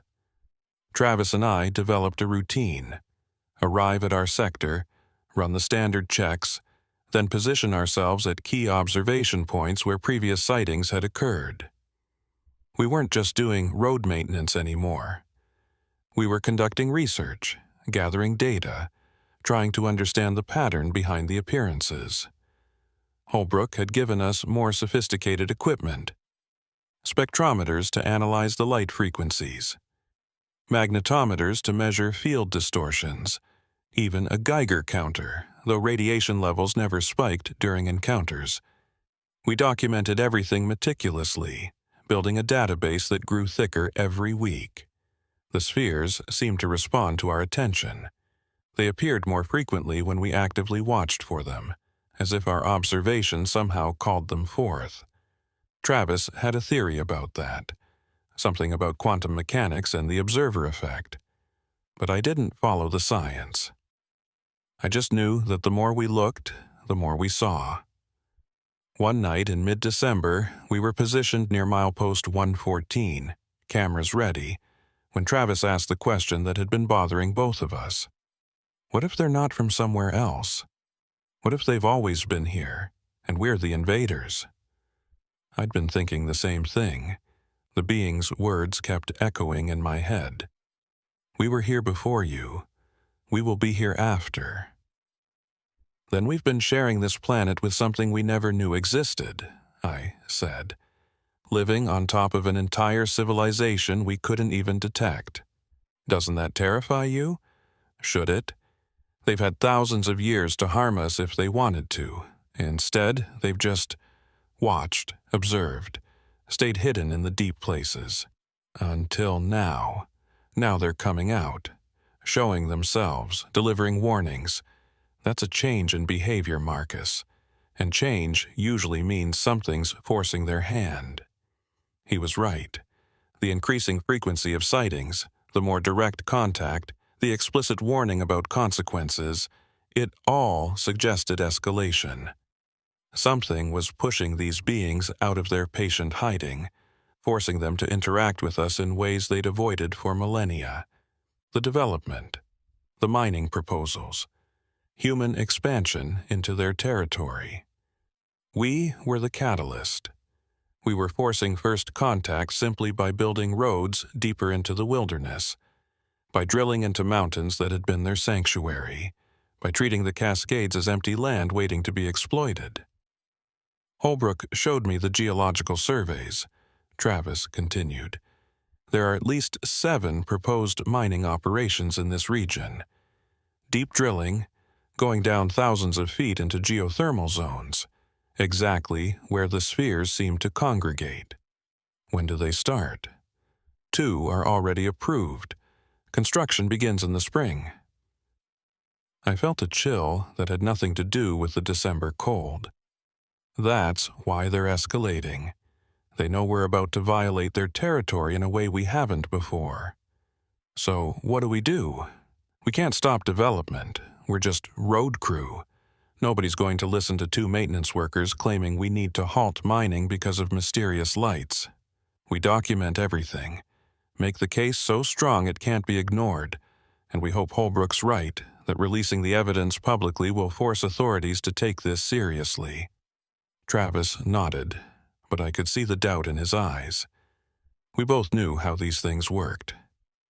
Economic interests would trump environmental concerns, and claims about non-human intelligence living in thermal caves would be dismissed as fantasy. The spheres appeared that night, as if summoned by our conversation. 5 of them, arranged in a pentagon formation, hovering about 100 feet above the road. But this time, they did something different. They projected images into the fog, 3-dimensional holograms that showed the mountain's interior. We watched, transfixed, as the images revealed a vast network of chambers and tunnels threading through the volcanic rock. Steam vents connected them, creating a heated environment where water flowed and minerals crystallized. And in those chambers we saw the spheres, thousands of them, arranged in geometric patterns, dormant and glowing faintly, like a city of lights sleeping beneath the earth. Then the images showed what would happen if the mining operations proceeded. Massive drills punching through chamber walls, explosives fracturing the delicate thermal balance, the chambers flooding, collapsing, becoming uninhabitable, the spheres scattering, their sanctuary destroyed, their hibernation cycles disrupted. It was a plea, a visual argument showing us exactly what we stood to destroy. The images faded. The spheres pulsed once in unison, then rose silently back into the clouds. Travis and I looked at each other in the red glow of our hazard lights, both understanding that we'd just witnessed something unprecedented. Not just contact, but communication. An attempt to make us understand their perspective, to show us the consequences of our actions through their eyes. "We need to show Holbrook this footage immediately," Travis said. We did. Drove straight to Mazama at 3 a.m., woke Holbrook up, showed him everything the cameras had captured. He watched the footage 3 times in silence, then sat back with an expression I'd never seen on his face before. "They're asking for help," he said quietly. "They're showing us their home because they're hoping we'll protect it." "Can we?" I asked. "Is there any way to stop the mining operations?" "Environmental impact studies. If we can prove there's a unique ecosystem down there, something worth preserving, we might be able to delay or redirect the projects. But we'd need scientific backing. Geologists, biologists, people with credentials who can make official recommendations. And how do we get them to take us seriously when we're talking about glowing spheres and telepathic warnings?" Holbrook smiled grimly. "We don't mention those. We just say we've discovered evidence of unusual geothermal activity that might indicate rare mineral formations or unique bacterial colonies. Get them interested in the science, then let them discover the rest on their own." It was a long shot, but it was something. We spent the rest of December trying to build that case, documenting thermal readings, water chemistry, electromagnetic anomalies, anything that might justify further study of the deep mountain chambers. Holbrook reached out to his old contacts in the Forest Service, in university geology departments, anywhere he thought might listen. The response was tepid at best. A few researchers expressed mild interest. Most ignored us entirely, and the mining companies continued their preparations, filing final permits, moving equipment into position. Time was running out. That's when the spheres made their final move. The one that changed everything. The weather that night was brutal. Heavy snow, winds gusting to 40 miles per hour, temperature dropping below zero. Normal protocol would have been to suspend roadwork and wait for the storm to pass. But dispatch called us out anyway. There'd been a rock slide at milepost 118, and the highway needed to be cleared before morning traffic. Travis and I geared up, loaded the trucks with extra equipment, and headed into the storm. The rock slide wasn't as bad as reported. Couple dozen stones, nothing too large, scattered across one lane. We set up cones, started clearing debris, standard procedure. The falling snow made visibility almost zero, but we'd worked in worse. We were about halfway done when Travis grabbed my arm. "Marcus, look up." Through the snow, descending from the clouds, came the lights. Not 3 this time, not 6, dozens, maybe hundreds. A vast network of blue spheres emerging from the storm, spreading across the sky above us in a geometric lattice that extended as far as I could see. "Call Holbrook," I said. "Now." Travis pulled his satellite phone. Regular cell service was dead, and made the call while I started documenting. The spheres weren't moving randomly. They were taking up positions, creating a three-dimensional grid that spanned the entire valley. Mathematical precision, deliberate architecture. They were building something. The spheres began to pulse in sequence, starting from the outer edges and moving inward toward a central point directly above our position. Each pulse synchronized with the next, creating a wave pattern that cascaded through the network with breathtaking complexity. And then the central point opened. I don't have better words for it. The air itself split apart, peeling back like fabric, revealing something underneath. Not darkness, not light. Something else entirely. A space that existed perpendicular to normal reality, visible but incomprehensible. Through that opening, something descended. Not a sphere this time. This was larger, more complex, composed of interconnecting geometric forms that hurt to look at directly. My brain kept trying to process what I was seeing and failing, sliding off the edges of perception like water off glass. It landed on the highway maybe 20 feet from us.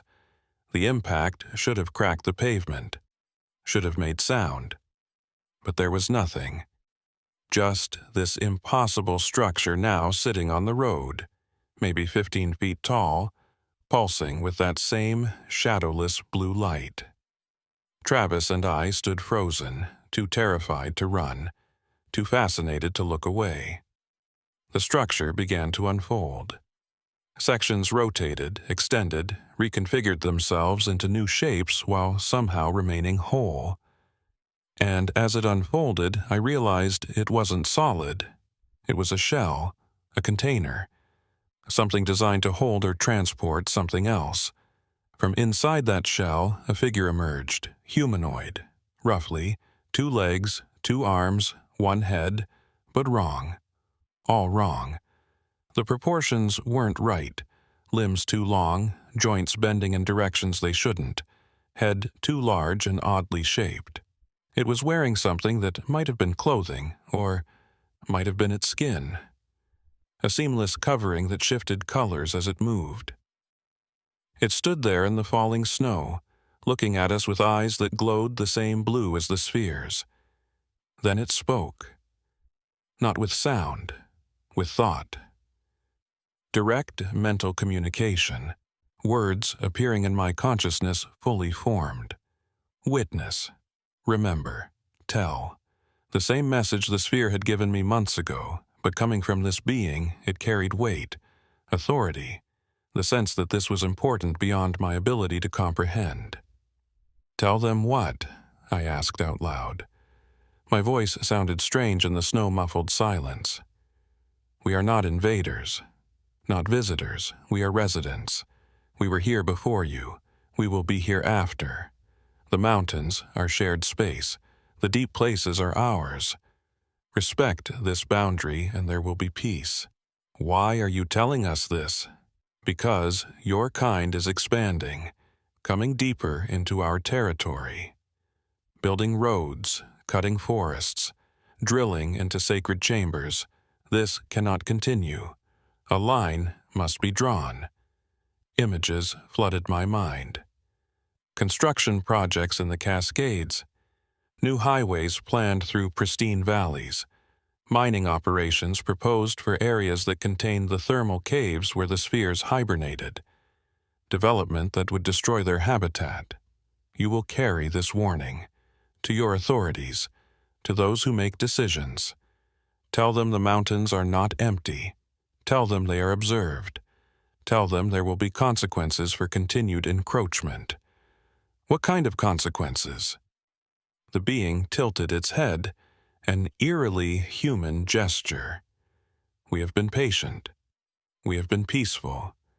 We have allowed your roads, your towers, your presence in the high places. But patience has limits. If the sacred chambers are violated, if the deep places are disturbed, we will respond. How? What will you do? Whatever is necessary to protect our home. The being turned, walked back to the shell structure and dissolved into it.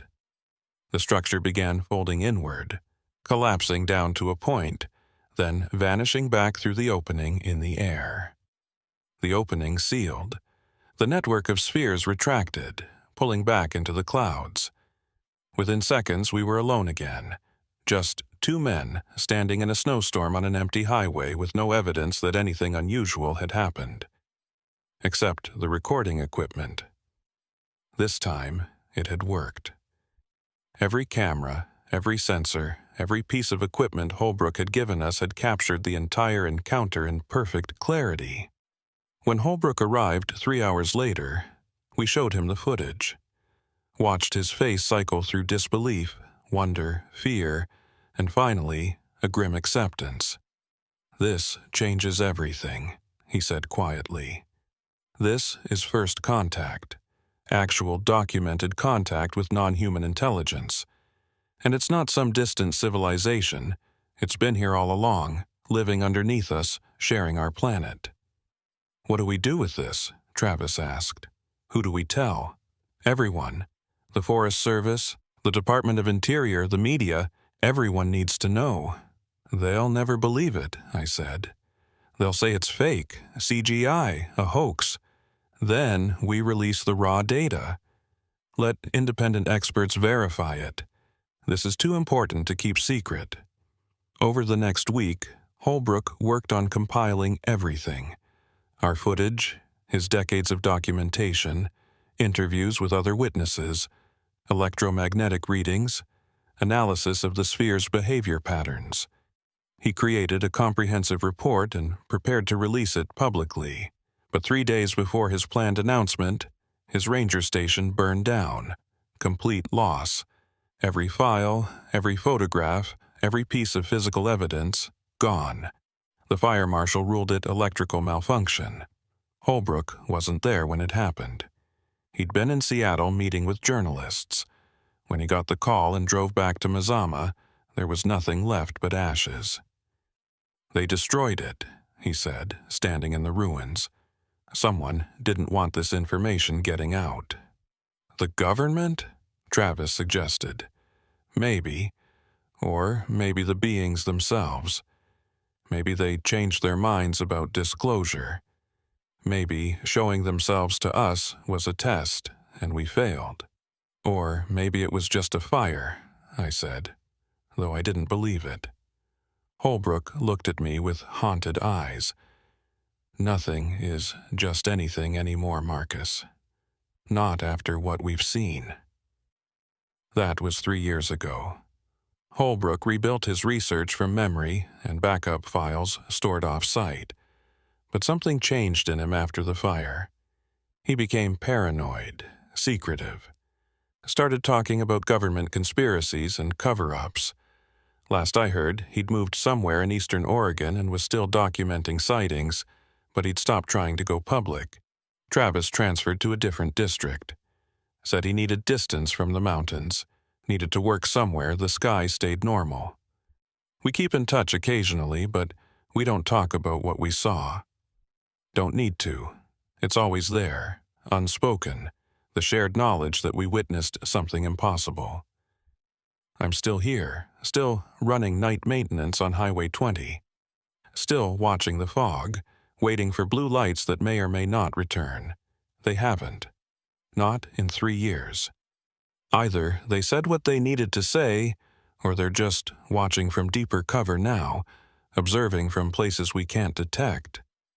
Sometimes I wonder if we were supposed to share their message, if that was really their intention, or if the whole encounter was something else. A warning, a test, a form of communication we couldn't begin to understand. I think about that being standing in the snow, telling us the mountains were shared space, about the warning that patience has limits, about the proposed mining operations that are still moving forward, drilling deeper into the Cascades every year, getting closer to those thermal chambers where the spheres sleep. And I wonder what will happen when those limits are finally exceeded. Will the lights return? Will there be consequences like the being promised? Or was the whole thing just a strange incident that happened to a few isolated witnesses? Meaningless in the larger scope of things, I don't know. Nobody does. But I'm still here, still watching, still ready to document whatever comes next. Because some doors don't close once you open them. And I opened mine the night I saw a shadowless blue glow floating through the fog on Highway 20, moving with impossible purpose through a world that isn't as empty as we like to believe. The mountains are shared space, and we're being watched.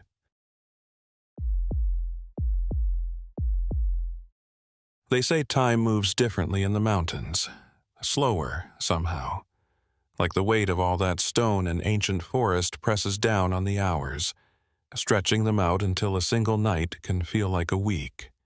I used to think that was just poetry. Mountain mysticism. The kind of thing people say when they've spent too much time alone with the trees. Now I know better. My name's Trevor Ashmont. For 8 years, I've worked as a Forest Service patrol officer in the Gifford-Pinchot National Forest, south of Mount St. Helens. My job is simple. Drive the backcountry roads at night, check for illegal camping, watch for fires, make sure nobody's out there getting hurt or causing trouble. It's lonely work. Most nights I don't see another person for 10 or 12 hours. Just me, my truck, and about 200 miles of gravel roads winding through Douglas fir and western hemlock. The radio's my only company, dispatch checking in every hour, making sure I haven't driven off a cliff or gotten stuck in a washout. Carla Devlin runs dispatch from the ranger station in Randall. She's been doing it longer than I've been alive, knows these mountains like most people know their own backyard. When things go wrong out here, and they do go wrong, Carla is the voice that keeps you grounded, calm, focused. She saved more than one officer from panic when the darkness gets too heavy. September 8th, 2020. Clear night, temperature in the low 40s, no wind. Perfect conditions for patrol. I left the ranger station around 8 p.m. following my usual route. South on Forest Road 25, then east on 9, looping through the backcountry before returning north on 90. Standard circuit. Should have taken about 6 hours. I radioed in at 8:15 p.m., right on schedule. Station 1, this is Unit 4. Starting patrol, heading south on 25. Carla's voice came back crisp and clear. Copy that, 4. Weather's supposed to hold all night. Should be an easy one. Here's hoping. The first 2 hours were routine. I passed a couple of campsites, legal, registered, fires properly contained. Checked 3 trailheads for locked gates and posted notices. Cleared some fallen branches from Road 25 where they'd been blocking one lane. Normal Forest Service work. Around 10:30 p.m. I turned onto Forest Road 99, heading east into deeper backcountry. This section was more remote.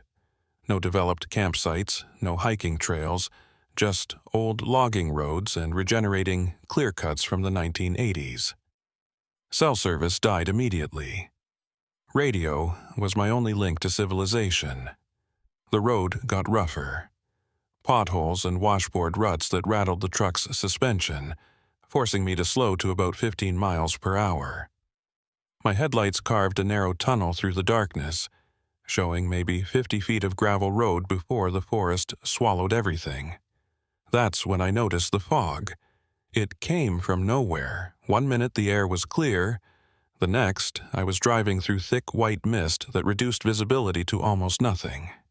Not unusual for the Cascades. Fog can roll in fast, especially in the valleys, but something about this felt wrong. Too thick. Too sudden.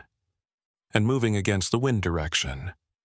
I slowed further, dropped down to maybe 10 miles per hour, keeping my eyes locked on the road markers. The fog pressed against the windshield like something solid, and my headlights just reflected back at me, useless. Station 1, this is Unit 4. I keyed the radio. I've got heavy fog on 99, about 8 miles east of the 25 junction. Visibility near zero. Static. I tried again. Station 1, do you copy? More static, but underneath it I could hear something. Not Carla's voice, not any voice, just a low hum, rising and falling in pitch, like radio interference from a power line. Except there were no power lines out here. I checked the radio. All the settings were correct. Frequency locked on the service channel.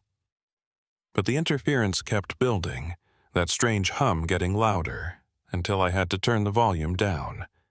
Then it stopped. Complete silence. Not even static. Like the radio had been switched off, though the indicator light showed it was still transmitting. Station 1, this is Unit 4, radio check. Nothing. I grabbed my cell phone, knowing it wouldn't work, but checking anyway. No signal as expected. Out here, I was on my own until the radio came back, or I drove into range of a repeater tower. No reason to panic. Equipment fails sometimes. I'd continue the patrol, check the radio periodically, and report the malfunction when I got back to the station. I kept driving. The fog grew thicker. My truck crept forward through the white darkness, and I started to feel disoriented. The road should have been straight through this section, but it felt like I was turning constantly, winding through curves that shouldn't exist. I checked my GPS unit. The screen showed my position correctly, moving east on Road 99, but the track line was doing something strange. Instead of a smooth path, it was jagged, jumping around like the satellite signal kept dropping and reacquiring. Probably the fog interfering with reception, or the tree cover, or solar flare activity. Any number of normal explanations. I was trying to convince myself when the road ended. Not gradually, not with a sign or barrier. It just stopped. 1 second I was on gravel, the next my headlights were illuminating a solid forest. Trees directly ahead. No gap, no continuation of the road. I hit the brakes, stopped maybe 10 feet from the tree line, and sat there trying to understand what I was seeing. This couldn't be right. Road 99 ran for 18 miles through this section. I'd only covered maybe 10. There should be another 8 miles of drivable road ahead of me. But there wasn't. Just forest. I put the truck in park, grabbed my flashlight, and got out to investigate. The fog was even thicker on foot, pressing in from all sides with unnatural density. I swept my flashlight beam across the area where the road should continue. Definitely trees. Old-growth Douglas fir, massive trunks, thick undergrowth. No sign that a road had ever run through here. I walked back along the road about 50 yards, checking the edges. Normal gravel surface, normal tire tracks, including my own from just moments ago. But ahead, where the road should continue, nothing but forest. This doesn't make sense, I said out loud, just to hear a voice. My own sounded strange in the fog-muffled silence. I tried the radio again. Station 1, this is Unit 4. I have a situation on Road 99. The road appears to be blocked. Requesting guidance. Silence. Then faintly, underneath waves of static, I heard Carla's voice. 4, copy. What's your location? I'm on Road 99, about 10 miles east of... The interference surged, drowning out everything. When it faded, Carla was mid-sentence. Visibility. Confirm you're safe. Station 1, I can barely hear you. The fog is extremely heavy and the road is blocked. I'm turning around and heading back to... Trevor? Her voice came through clearly now, but something was wrong with it. Not the words, the timing. She'd spoken my name a good 3 seconds after I'd finished talking, like there was a delay on the transmission. Station 1, are you receiving me clearly? 5 seconds of silence, then... Yes, 4, I'm receiving you. but there's a strange echo on your transmission. Are you experiencing any equipment problems? My radio's been cutting in and out. Heavy interference. I think the fog is—" "What fog?" I stopped. "The fog on Road 99. Heavy fog came in about 10 minutes ago." Long pause. "Trevor, there's no fog reported anywhere in the district. Conditions are clear. Are you sure you're on 99? I looked around at the white wall surrounding my truck. "I'm definitely in fog, Carla. Visibility may be 20 feet, and the road is blocked by forest. I need to turn around." Another delay. Then, "Copy that. Return to base. We'll send a crew to check the road in the morning." Acknowledged. Heading back now. I got back in the truck, executed a 3-point turn, and started driving west. Back toward the junction with Road 25. Back toward normal country. The fog stayed thick. My headlights barely penetrated it, and I had to navigate by watching the gravel edges, keeping the truck centered between the tree lines. Slow going. 15 miles per hour felt like racing. I checked my watch. 10:47 p.m. I'd been on this section of road for maybe 20 minutes. Then I noticed the dashboard camera. Every patrol vehicle has one, recording constantly, stored on a solid-state drive that holds about 24 hours of footage. Standard procedure for documentation. I glanced at the indicator light. It was on, showing active recording. Something made me hit the playback button. The screen showed the last recorded segment. Me driving onto Road 99, the timestamp reading 10:31 p.m. Then the image froze. Not went dark, froze. A single frame of the road ahead locked in place, while the timestamp continued counting forward. 10:32, 10:33, 10:34. The image didn't change. Same frozen frame. Same view of empty road and fog, but the time kept advancing. I watched it count up to 10:47, where it finally unfroze and showed live footage again. 16 minutes of frozen image while the camera was supposedly recording. "What the hell?" I whispered. I tried scrubbing back through the footage. Everything before 10:31 was normal. Recorded video of my patrol, smooth and continuous. But from 10:31 to 10:47, just that single frozen frame. Like time itself had stopped for the camera, while continuing normally for me. I was still processing this when something appeared in the sky ahead. A light, red-orange in color, glowing faintly through the fog, moving horizontally from north to south. Not fast, but steady, deliberate, too low to be a plane, too controlled to be a meteor. I stopped the truck, watching as the light crossed my field of view. It was maybe 100 feet up, hard to judge with the fog distorting everything. No sound, no trail, just that steady orange glow moving through the white darkness. It disappeared into the fog to the south, and I sat there with my hands gripping the steering wheel, trying to stay calm. Just a drone, I told myself. Someone flying a drone with LED lights. Perfectly normal explanation. Except drones don't fly in zero-visibility fog, and they don't operate this far into the backcountry, miles from the nearest road access. I grabbed the radio. "Station 1, this is Unit 4. Did you see that?" "See what, 4?" "The light, in the sky. Red-orange moving south to north across my position." Delay.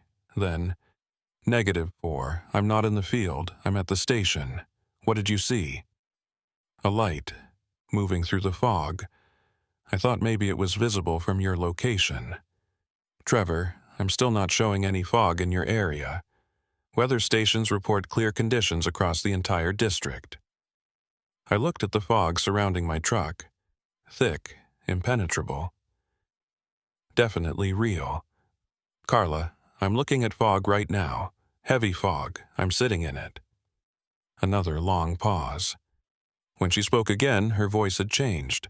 Less professional, more concerned. "Trevor, I need you to check your watch. What time do you have?" I looked. 10:51 p.m. Silence. 15 seconds of it. Then, "Trevor, my clock shows 10:47, 4 minutes ahead of yours." "That's not possible." "I know, but that's what I'm seeing. Your timestamp is showing 10:51, but you radioed me at 10:47 my time, and we've been talking for maybe 30 seconds. Something's wrong with your equipment, or with mine, or—" She didn't finish the sentence. Didn't need to. Or something was wrong with time itself. I sat in my truck on that fog-shrouded road, trying to make sense of what Carla had just told me. 4 minutes. Our clocks were off by 4 minutes, even though we'd synced them at the beginning of shift. Even though we'd been in radio contact the whole time. "Carla, run this by me again, slow. When you first radioed about the fog, what time was it on your watch?" I tried to remember. Maybe 10:35, somewhere around there. I logged that call at 10:31, 4-minute difference, and every call since then has maintained that same 4-minute gap, like you're broadcasting from 4 minutes in the future, or you're receiving from 4 minutes in the past. Either way, something's very wrong. I checked the dashboard camera again. Still recording, but the timestamp now showed 10:52 p.m., while my watch showed 10:51. They matched, both running 4 minutes ahead of Carla's time. "What about GPS?" she asked. "What's your position showing?" I checked the unit. Road 99, approximately 9.7 miles east of the junction with Road 25, but the track is still glitching. Shows me jumping around instead of smooth movement. "Okay, here's what I need you to do. Start driving back toward the station. Keep your radio on. I'm going to call out timestamps every 30 seconds. You respond with yours. We'll see if the gap stays constant or changes." "Copy that." I put the truck in gear and started driving. The fog remained thick, but at least I was heading in the right direction now. West, toward the junction, toward normal terrain. "Station time 10:48, Carla said. "Unit time 10:52, I responded. 30 seconds passed. "Station time 10:48:30. "Unit time 10:52:30. The gap held steady. 4 minutes between our realities, unchanging. I drove for about 5 minutes, watching the odometer, tracking my progress. Should have covered about a mile by now. Should be getting close to the junction. But the forest around me looked wrong. The trees were different, smaller, younger, not the old growth I'd driven through on the way in, and the road surface had changed texture, smoother gravel, fewer potholes. "Carla, how far back did I come from the 25 junction when I turned onto 99? "According to my log, about 8 miles. "Why?"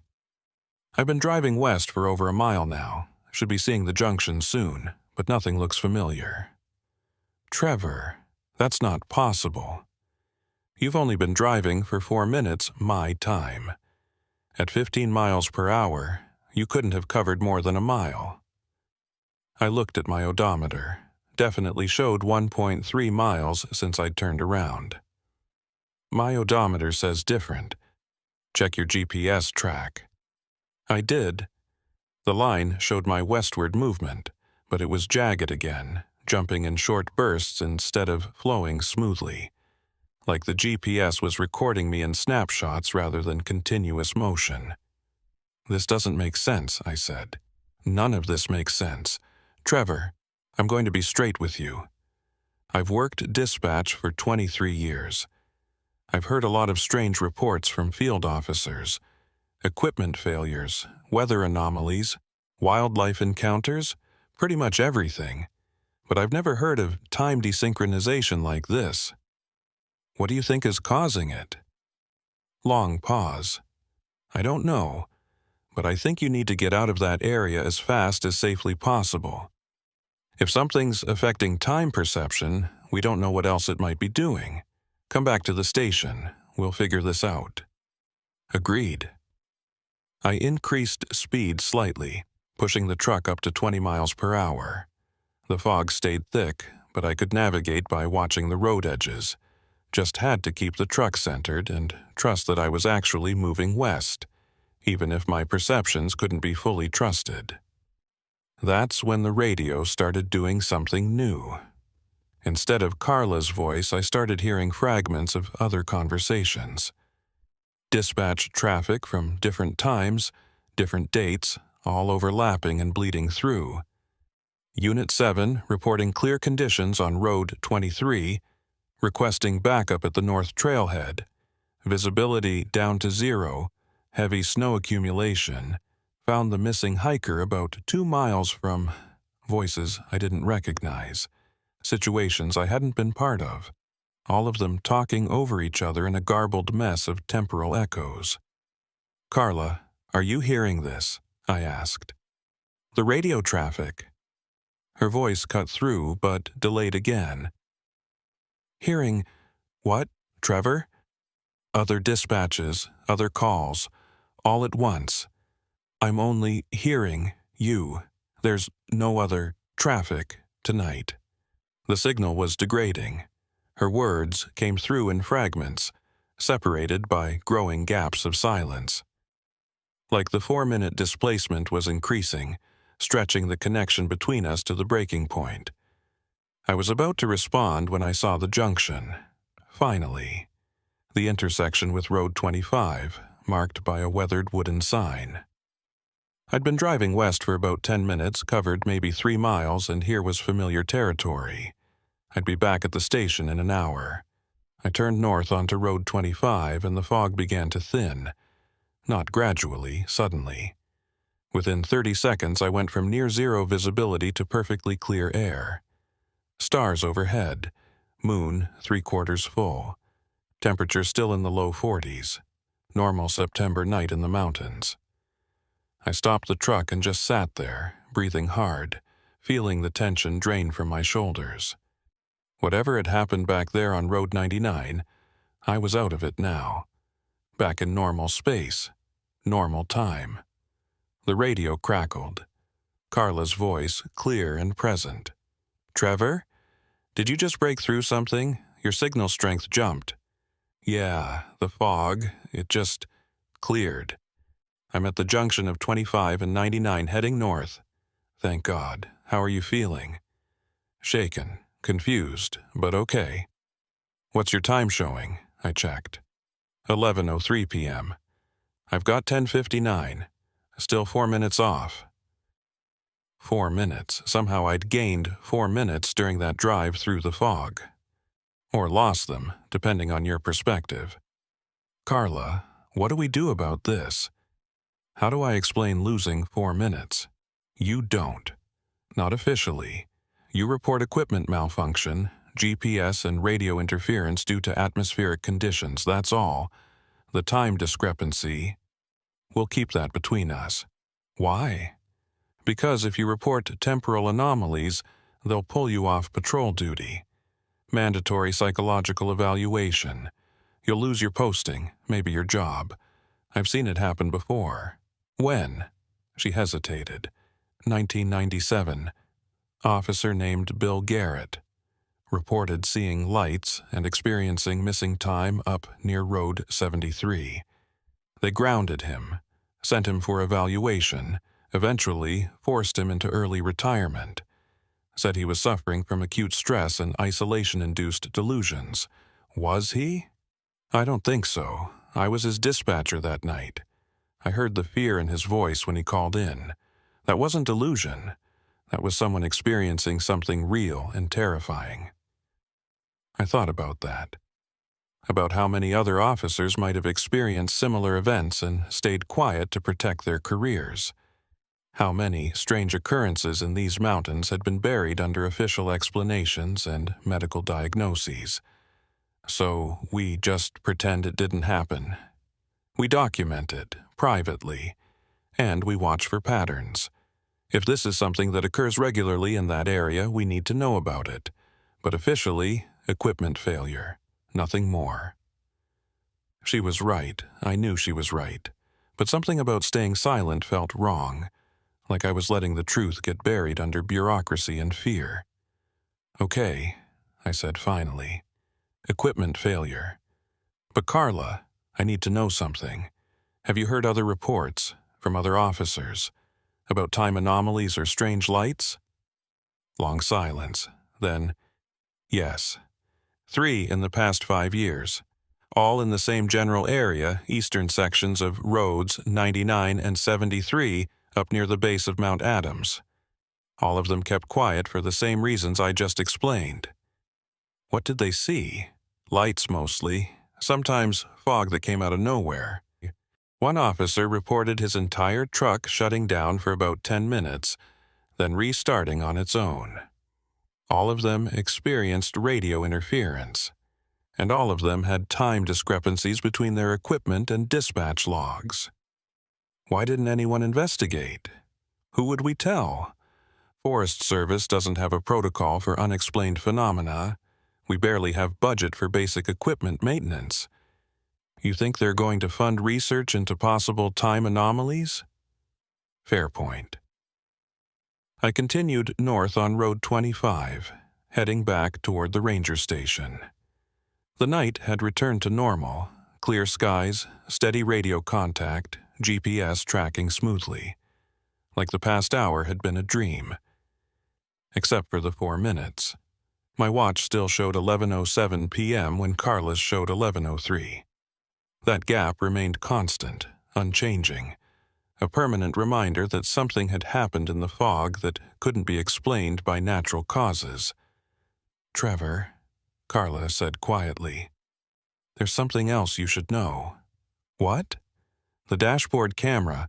When you get back, check the full recording, all of it, because if the timeline matches what happened to the others, you're going to find something interesting. Like what? Like footage you don't remember recording. A chill ran through me. What do you mean? Just check it.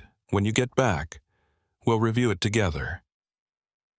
The rest of the drive passed without incident. I reached the ranger station at 11:43 p.m. My time, 11:39 Carla's time. Parked the truck. Took a moment to collect myself before going inside. Carla met me at the door, coffee already poured. You look like hell. Feel worse. Come on, let's review the footage. We went into the operations room, connected the dashboard camera to the main computer, and started playback. I watched myself drive onto Road 99 at 10:31 p.m. Watched the fog roll in. Watched the road ahead as I slowed to navigate the poor visibility. Then at 10:31:15, the image froze. Same frozen frame I'd seen before. Single shot of foggy road, timestamp continuing forward. No movement. But this time, watching on the larger screen, I noticed something I'd missed in the truck. There was something in the fog. Faint. Almost invisible.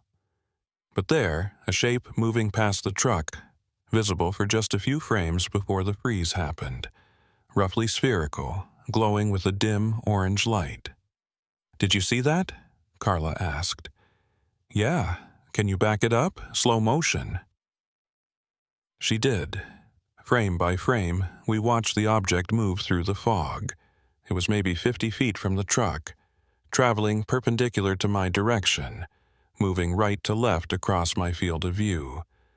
Not a sphere exactly, more like a disc, seen edge on, rotating slowly, leaving a faint trail in the fog that dissipated almost immediately.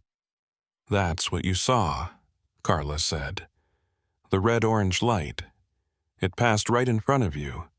I didn't see it that close. I thought it was up in the sky. Maybe it was. Maybe it came down. Or maybe your perception was being affected.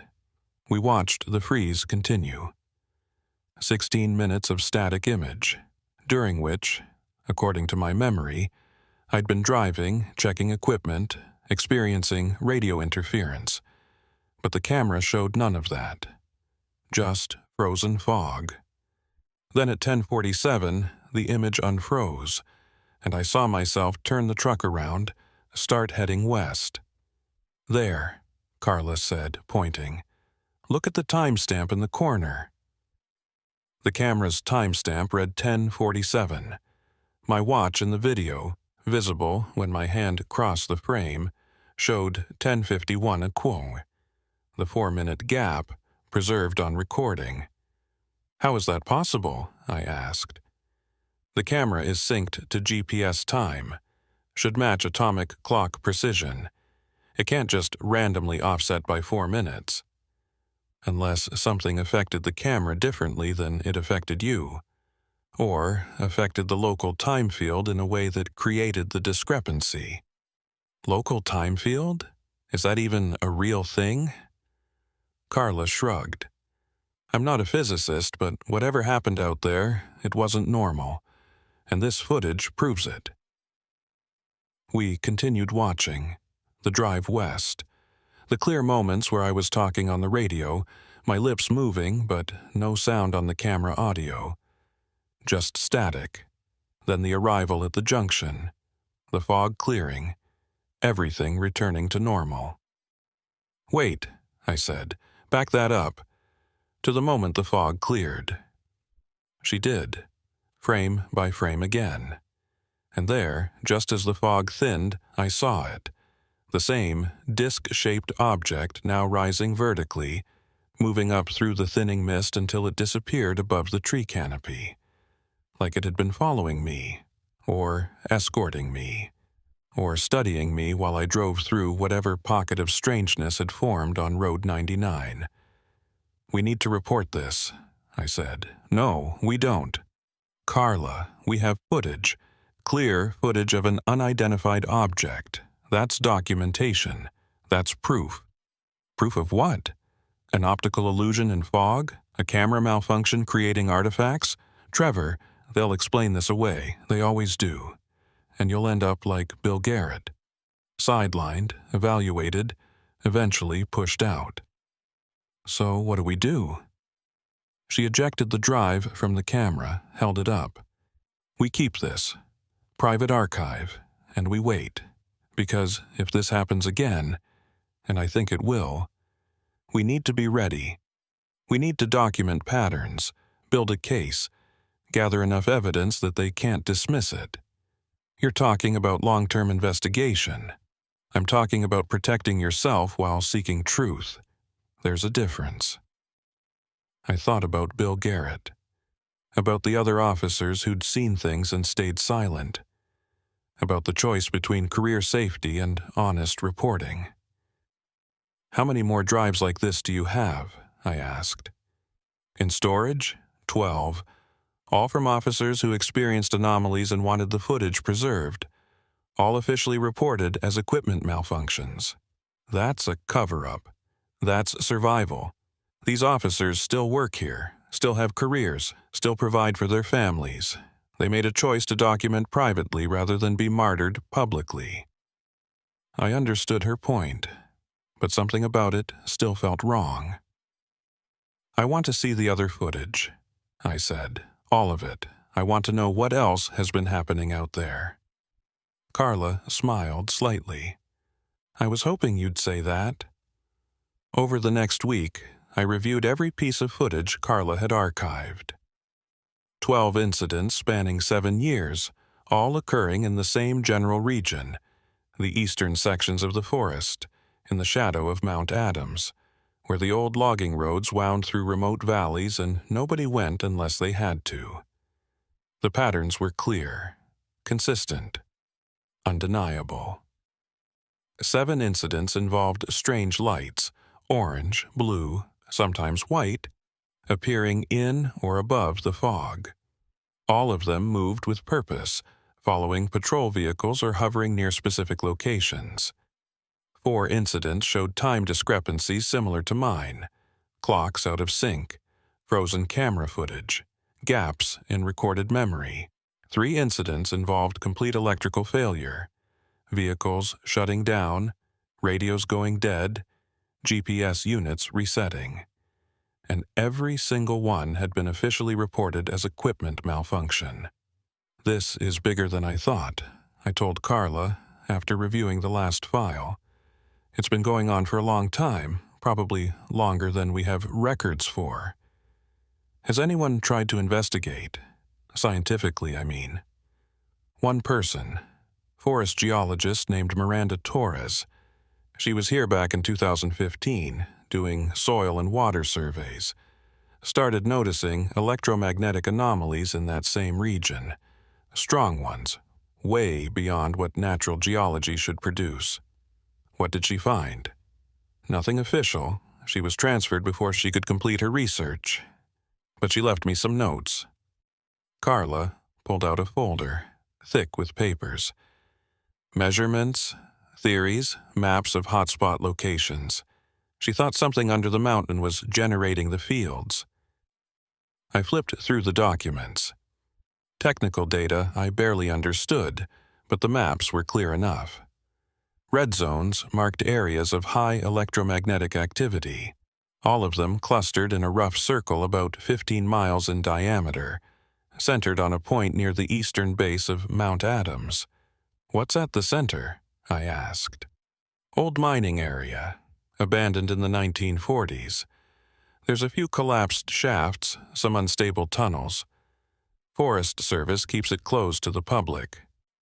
"Have you ever been there?" "Once. Years ago, before I took the dispatch job. Creepy place. Very quiet. The kind of quiet that makes you want to leave." I studied the map more carefully. The red zones followed the paths of certain roads, 99, 73, and a few smaller service roads. All of them passed near or through areas of high electromagnetic activity. "These are patrol routes," I said. "We drive through these zones all the time." "Not all the time. The phenomena only manifest under certain conditions. Miranda's notes suggest it requires specific atmospheric factors: high humidity, low barometric pressure, temperature inversions. Creates something she called resonance conditions." "What does that mean?" "She theorized that under the right circumstances, natural electromagnetic fields can interact with the atmosphere in unusual ways, creating pockets where normal physics gets disrupted. Time pockets, maybe, or perception pockets, or something we don't have a name for yet." Carla closed the folder. "Point is, it's real, it's measurable, and it's been happening long enough that we can predict when and where it's most likely to occur." "Then why aren't we warning officers? Why send people out there if we know it's dangerous?" "Is it dangerous? Nobody's been hurt, nobody's disappeared. They just have weird experiences and missing time. Is that worth shutting down a third of our patrol routes?" "It is if it gets worse. That's what I'm worried about. The frequency is increasing. 10 years ago, we got maybe 1 report per year. Now it's 3 or 4 per year. And the intensity seems to be growing. Longer duration events, stronger electromagnetic readings, more pronounced time effects."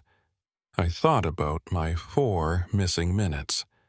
About the disk I'd seen rising through the fog. About the frozen camera footage and overlapping radio transmissions. "Something's changing," I said. "Whatever's causing this, it's becoming more active. Or we're becoming more sensitive to it. Maybe it's always been there and we're just getting better at detecting it. Either way, we need more data, better documentation. If this is a natural phenomenon, we should be studying it. If it's something else..." I trailed off, not sure how to finish that thought. Carla finished it for me. "If it's something else, we need to know what we're dealing with." She was right. I spent the next month volunteering for every patrol shift I could get in the eastern sectors. Equipped my truck with extra cameras, multiple GPS units, electromagnetic field detectors Miranda Torres had left behind, and kept meticulous logs of everything I observed. Most nights were normal. Clear roads, no fog, no anomalies. just standard forest patrol in autumn weather, but 3 nights showed something different. October 12th, light fog on Road 73, radio interference for about 10 minutes. Brief visual of an orange light moving through the trees. No time discrepancy. October 19th, heavy fog on Road 99, same section where I'd had my first encounter. Strong electromagnetic readings, but no visual contact. Time gap of 2 minutes that resolved when the fog cleared. October 27th, clear conditions, no fog, but I saw lights in the sky south of my position. Multiple objects, moving in formation, visible for maybe 90 seconds before disappearing behind the ridgeline. No radio interference, no time effects. Each incident I documented carefully. Recorded coordinates, weather conditions, electromagnetic readings, timestamps from multiple sources, building a database that might eventually show us what was really happening.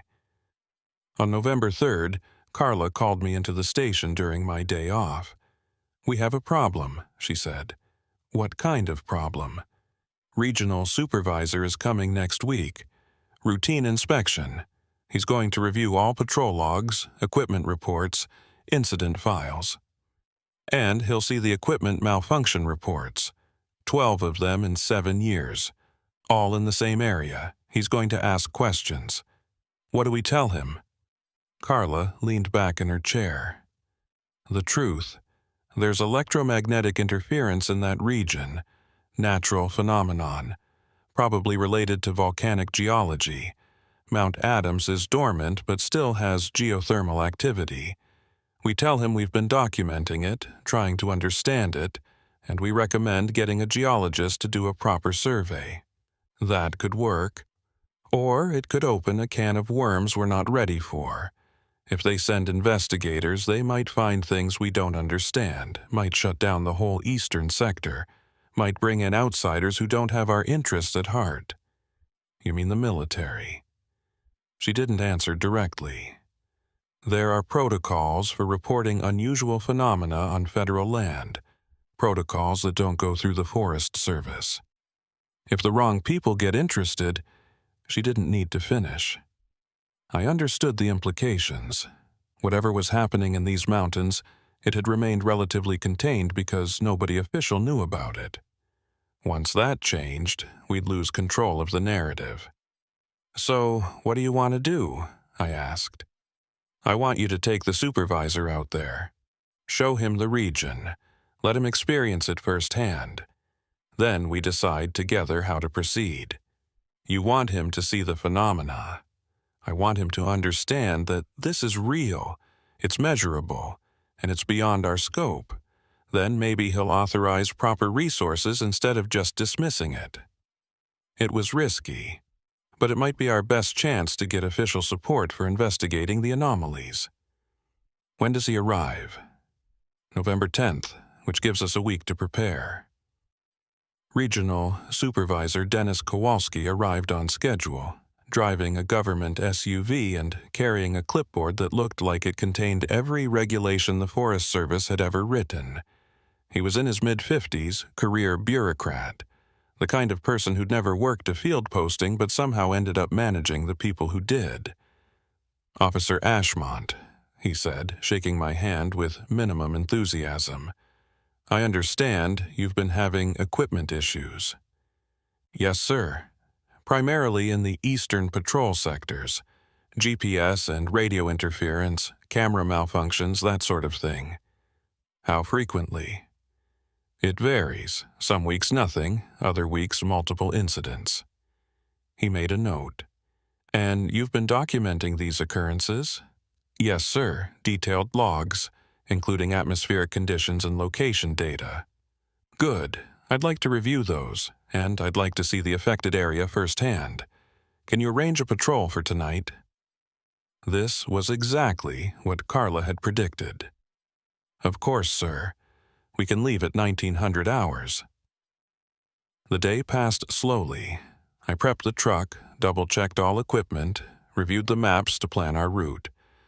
We'd take him east on Road 25, then south on 73, looping through the area with the highest incidence of anomalies.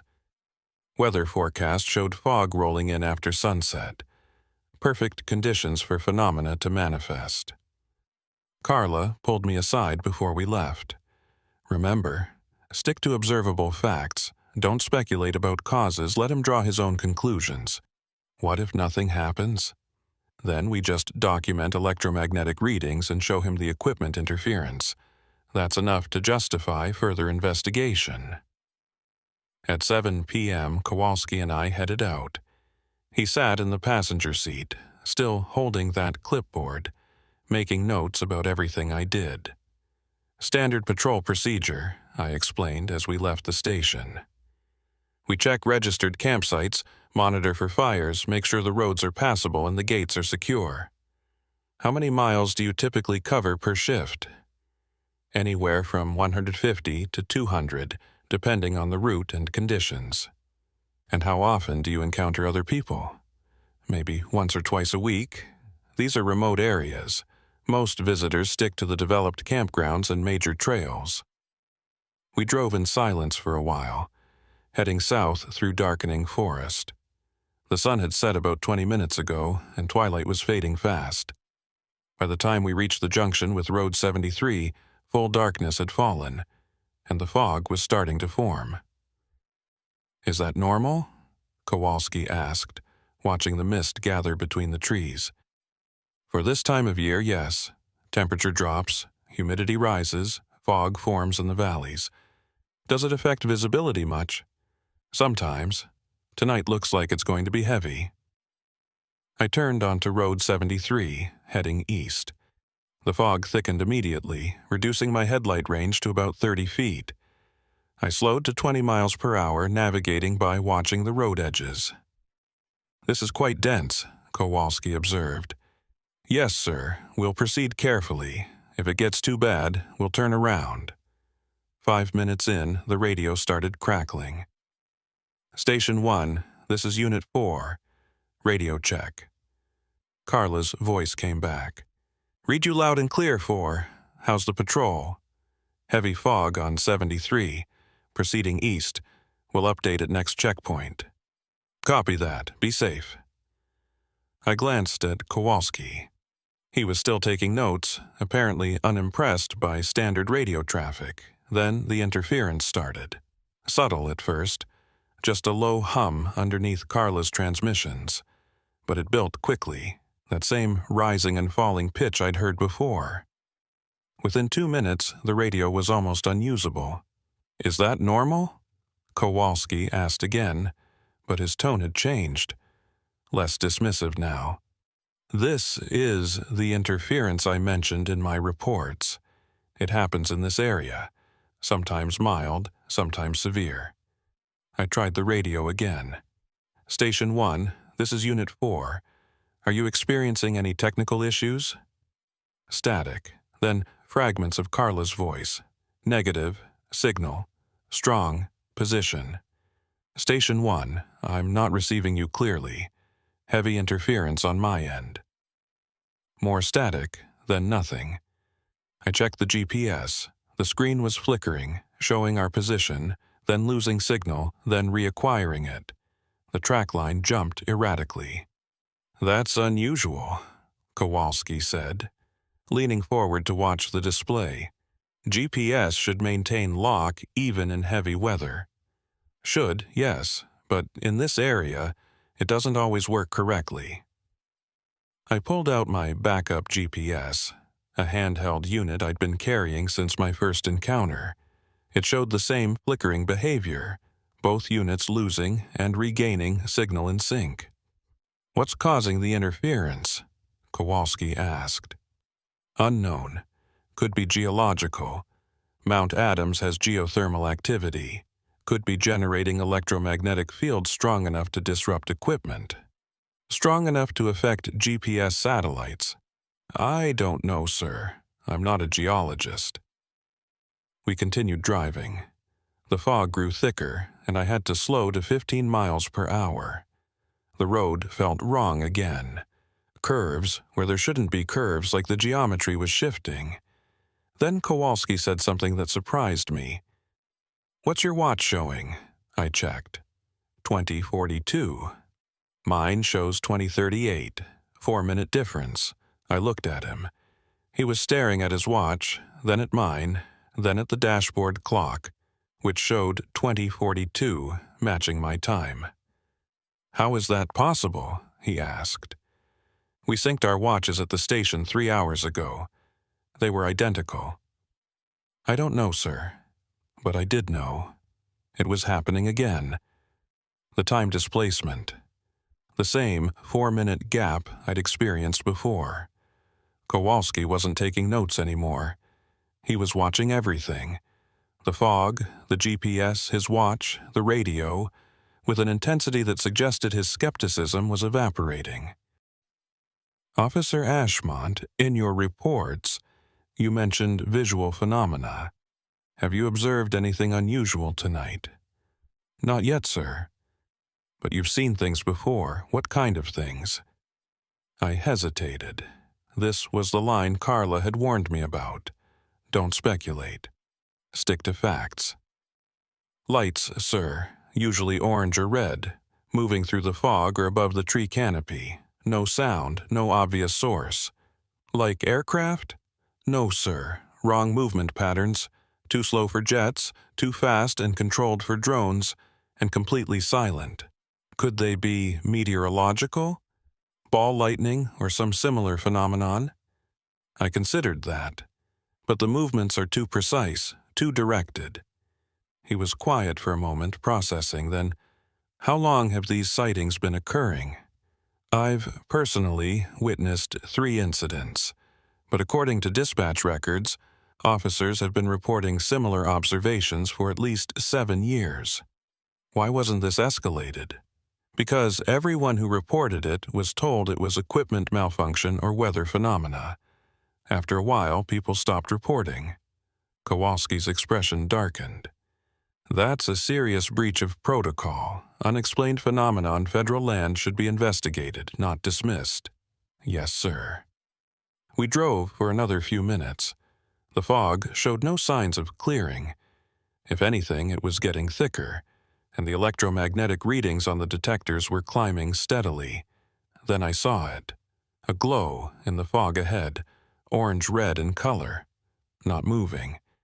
Just hovering maybe 50 yards in front of us, right above the road. "Sir," I said quietly, "do you see that?" "The light? Yes. That's what I've been seeing." I slowed the truck to a crawl. The glow remained stationary, pulsing gently, casting strange shadows through the mist. Or rather, not casting shadows. The fog around it glowed uniformly without any directional lighting effects. "Stop here," Kowalski said. "I want to observe." I stopped the truck about 30 yards from the glow. We sat there watching it pulse, steady rhythm, like breathing. The electromagnetic detectors were screaming now, showing readings far beyond normal background levels. "What's the camera recording?" Kowalski asked. I checked the dashboard display. The image showed the fog and the glow, clear and present, timestamp advancing normally. So far, no freeze. "It's recording normally, sir." "Get the handheld camera. I want backup documentation."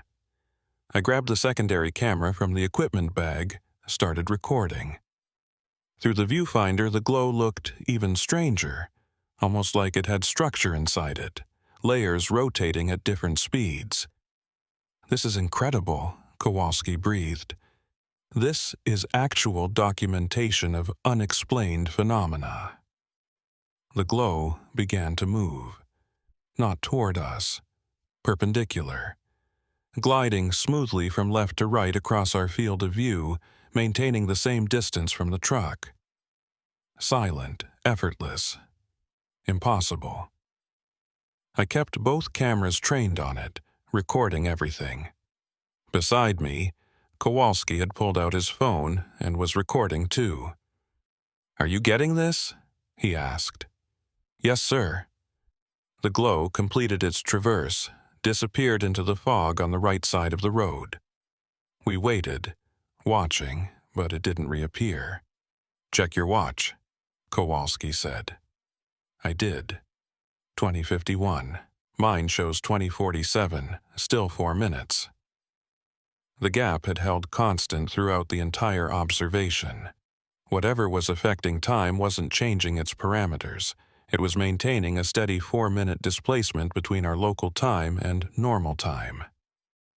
"We need to get back to the station," Kowalski said. "This needs to be reported, properly, to people who can investigate it correctly." "Yes, sir." I turned the truck around, started heading west, back toward the junction, back toward the station. The fog began to clear almost immediately. Within 3 minutes we were back in normal visibility, stars overhead, GPS tracking smoothly, and our watches resynchronized. I noticed it first. My watch display flickered, then jumped backward 4 minutes, matching Kowalski's time. "Did you see that?" I asked. He was staring at his own watch. "Yes, the gap just closed, like it never existed. But it did exist for almost 20 minutes. I know. I witnessed it." We drove in silence for a while, both processing what we'd experienced. Finally, Kowalski said, "This changes everything. This isn't equipment malfunction. This isn't weather phenomena. This is something unknown occurring on federal land, and it needs to be investigated by qualified scientists. What happens now? Now I make phone calls to people who handle unusual situations, and we document everything. All the previous incidents, all your recordings, all the electromagnetic data. We build a case that can't be dismissed or explained away. Will they listen? They have to. We have video evidence, multiple witnesses, measurable physical effects. This is real. It's documented. And it's happening in our jurisdiction. They can't ignore it." I wanted to believe him, wanted to think that finally, after 7 years of silent incidents, someone with authority was taking this seriously, but I also remembered what Carla had said about protocols, about other agencies getting involved, about losing control of the narrative. "Sir, one question. Who exactly are you planning to contact?" Kowalski met my eyes. "The people who need to know. The people who can do something about it." That wasn't an answer. That was evasion. And that's when I started to worry about what we'd just set in motion. When we got back to the station, Carla was waiting with coffee and concern written across her face. "You were gone for 3 hours," she said. "I was about to send someone looking for you." 3 hours? I checked my watch. 22:47. We'd left at 19 o'clock. That was 3 hours and 47 minutes. "How long does your log show?" Kowalski asked. She checked the computer. "You radioed in at 19:14. Last contact was at 19:23. Then nothing until you walked through the door just now. By my clock, you were out of contact for 3 hours and 23 minutes. We looked at our watches.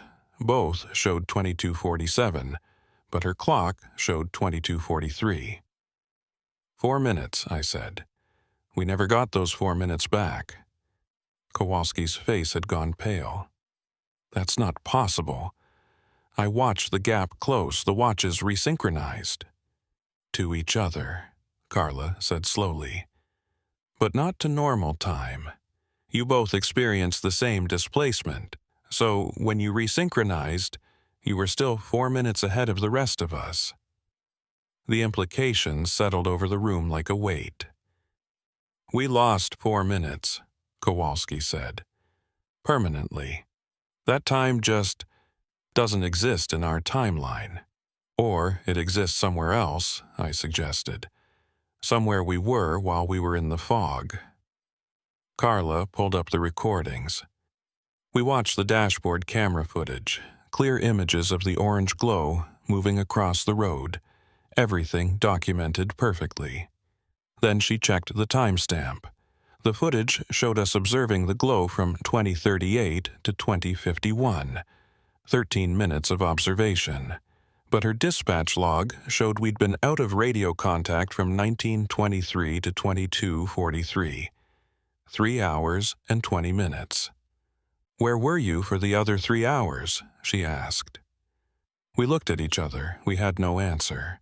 From our perspective, we'd driven out to Road 73, encountered the fog and the glow, observed it for about 15 minutes, then driven back. Maybe 90 minutes total. But somehow, 3 hours and 47 minutes had passed. "Missing time," Kowalski said quietly. "We experienced missing time." He spent the next hour on the phone, speaking in low tones to people whose names he didn't share. When he finished, he called Carla and me into the conference room. "I've made contact with a research group that specializes in unexplained phenomena on federal lands. They're interested in what we've documented. Very interested. They want to send a team up here to investigate." "What kind of team?" Carla asked. "Scientists, physicists, geologists, atmospheric specialists, people who can measure and analyze these events properly." "When?" "Next week. They're putting together equipment and personnel now." Carla and I exchanged glances. This was moving fast. Too fast. "Sir," I said carefully, "what exactly did you tell them?" "The truth.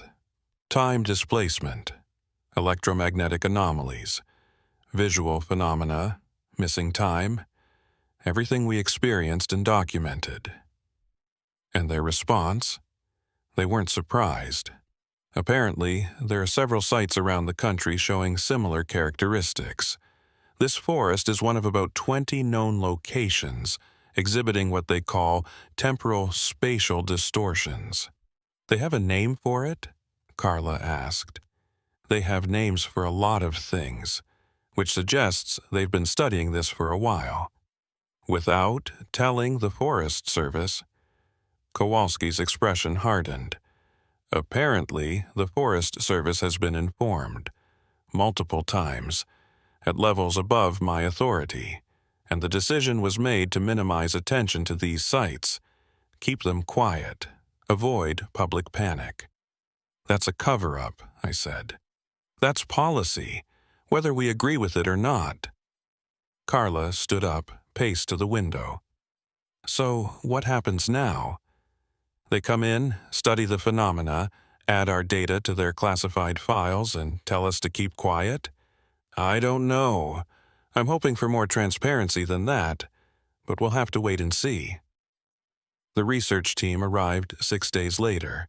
3 vehicles, 8 personnel, enough equipment to run a small laboratory. They set up in a cleared area near the ranger station and immediately began deploying sensors along roads 73 and 99. Dr. Sarah Kimball led the team, a physicist in her 40s with the kind of intensity that suggested she'd been chasing these phenomena for years. She reviewed all our footage, all our logs, all Miranda Torres' old electromagnetic data. "This is excellent documentation," she said. "Some of the best we've seen from a non-controlled environment." "What exactly are we dealing with?" I asked. "We're not entirely sure. The working theory is that certain geological conditions, volcanic geology, specific mineral deposits, underground water flows, can create natural electromagnetic fields of unusual strength and coherence. Under the right atmospheric conditions, these fields can interact with local space-time in ways that produce measurable distortions." "In English?" She smiled. "The ground is generating something like a magnetic field, but much more complex. When conditions are right, that field can bend time and space slightly. Not much, we're talking microseconds per minute under normal circumstances. But in hotspots like this forest, the effects can be strong enough to create observable phenomena." "The time displacement." "Exactly. You're moving through a region where time is flowing at a slightly different rate than the surrounding area. To you, everything feels normal. But to outside observers, you've accelerated or decelerated depending on which direction the field is oriented. And the lights? That's where it gets interesting. We think the lights might be some kind of energy phenomenon associated with the fields. Possibly plasma formation, possibly something more exotic. They seem to appear at the boundaries of the temporal distortion zones like markers showing where normal space-time ends and the affected area begins. Are they dangerous? Dr. Kimball hesitated. We don't think so. Hundreds of people have experienced these phenomena over the years. As far as we can tell, the only lasting effects are the missing time and some residual electromagnetic exposure. No health impacts, no permanent changes, as far as you can tell. Science is about what we can measure and verify. So far, our measurements suggest it's safe, but I won't claim we understand everything. Over the next week, the team ran constant monitoring. They deployed sophisticated sensors throughout the hotspots, recording electromagnetic readings, gravitational fluctuations, even attempting to measure time dilation directly. On the third night, conditions aligned perfectly. High humidity, low pressure, temperature inversion, all the factors that seem to trigger the phenomena. Dr. Kimball asked me to drive the patrol route again, this time with their instruments in the truck. We need to measure the effects from inside the distortion, she explained. Your previous recordings gave us external observations. Now we need internal data. I agreed, though part of me wanted to refuse. Each encounter felt like stepping into something I didn't fully understand. Something that could go wrong in ways I couldn't predict. But curiosity won out. I drove the route at 20-odd hours. Heading east on familiar roads, Dr. Kimball monitored from the station, tracking my progress through multiple systems. The fog formed right on schedule. By 2015, I was driving through thick mist on Road 73, visibility down to 30 feet. The interference started. Radio cutting in and out, GPS flickering, the electromagnetic meters in the truck showing readings that climbed steadily higher. Then I saw the light. Not orange this time. Blue. Brighter than before. It appeared directly ahead of me, hovering over the road, pulsing with that same steady rhythm. Dr. Kimball, are you receiving this? I radioed. Her voice came back broken. Yes. Readings. Incredible. Stay. Position. The light began to approach. Slowly, deliberately, closing the distance between us. I stopped the truck, watching as it came closer. 50 yards, 40, 30. The instruments were going crazy. Electromagnetic readings off the scale. Temperature inside the truck dropping rapidly. And my watch, I could see the display flickering, numbers changing like it couldn't decide what time it was. 20 yards. The light stopped, and I felt something I hadn't felt before. A presence, not physical, but mental, like something was observing me, studying me, trying to understand what I was. Dr. Kimball, something's different this time. It feels aware. No response, just static. The light pulsed once, bright and sharp, and the world shifted. Not dramatically, just a subtle wrongness, like reality had been nudged slightly out of alignment. The fog looked different. The trees looked different. Even the air felt different. I checked my watch, 20:23. Checked the dashboard clock, 20:19. 4-minute gap, but in the opposite direction from before. I was behind normal time instead of ahead of it. The light began to circle the truck. Slow orbit, maintaining constant distance, moving around me like it was examining something. I tracked it with the cameras, recording everything, while that sense of being observed intensified. Then it stopped directly in front of the truck again, and it did something I'd never seen before. It changed shape. The sphere elongated, stretched, became a disk. Then the disk split into 3 smaller spheres. Then those merged back together into a different configuration. Shapes flowing into shapes, geometry that made my eyes hurt to follow. And through it all, that sense of intelligence, of purpose, of something trying to communicate in a language I couldn't understand. "What are you?" I whispered. The shapes froze, held still for maybe 5 seconds. Then they collapsed down to a single point and vanished. The fog cleared instantly. Like someone had flipped a switch, the mist just evaporated, leaving me on a clear road under a star-filled sky. My instruments returned to normal. Radio came back online, GPS locked solid. "Unit 4, this is Dr. Kimball. Trevor, can you hear me?" "I'm here. I'm okay." "What's your time showing?" I checked. 2024. 2024. "We show 2032. You lost 8 minutes this time." 8 minutes, twice the displacement from my first encounter. The phenomena was escalating. When I got back to the station, Dr. Kimball had the entire team reviewing data. Their faces showed excitement mixed with concern. "That was extraordinary," she said. "We've never recorded readings like this. The field strength was 10 times higher than any previous measurement. And the way it moved, the shape-shifting, that suggests a level of complexity we haven't seen before." "What does it mean?" "I don't know, but it's not just a natural phenomenon. There's something directing it, something intelligent. The lights? Or whatever's generating the lights. The question is whether it's a natural intelligence, some kind of emergent property of the electromagnetic fields, or something else entirely." "Like what?" She met my eyes. "Like something that existed before we did, something that's been here all along, in the deep places, and we're just now developing the technology to detect it." That night, I couldn't sleep. Kept thinking about the presence I'd felt, the sense of being studied, the shapes flowing into shapes like a message I couldn't decode. Around 3 a.m., I gave up trying to rest and went to the operations room. Carla was there, going through old files. "Can't sleep either?" she asked. "Too much in my head." "Yeah, I know the feeling." She pulled out a folder I hadn't seen before. "Found something you should see. Personnel records from the 1950s. "Why are you looking at those?"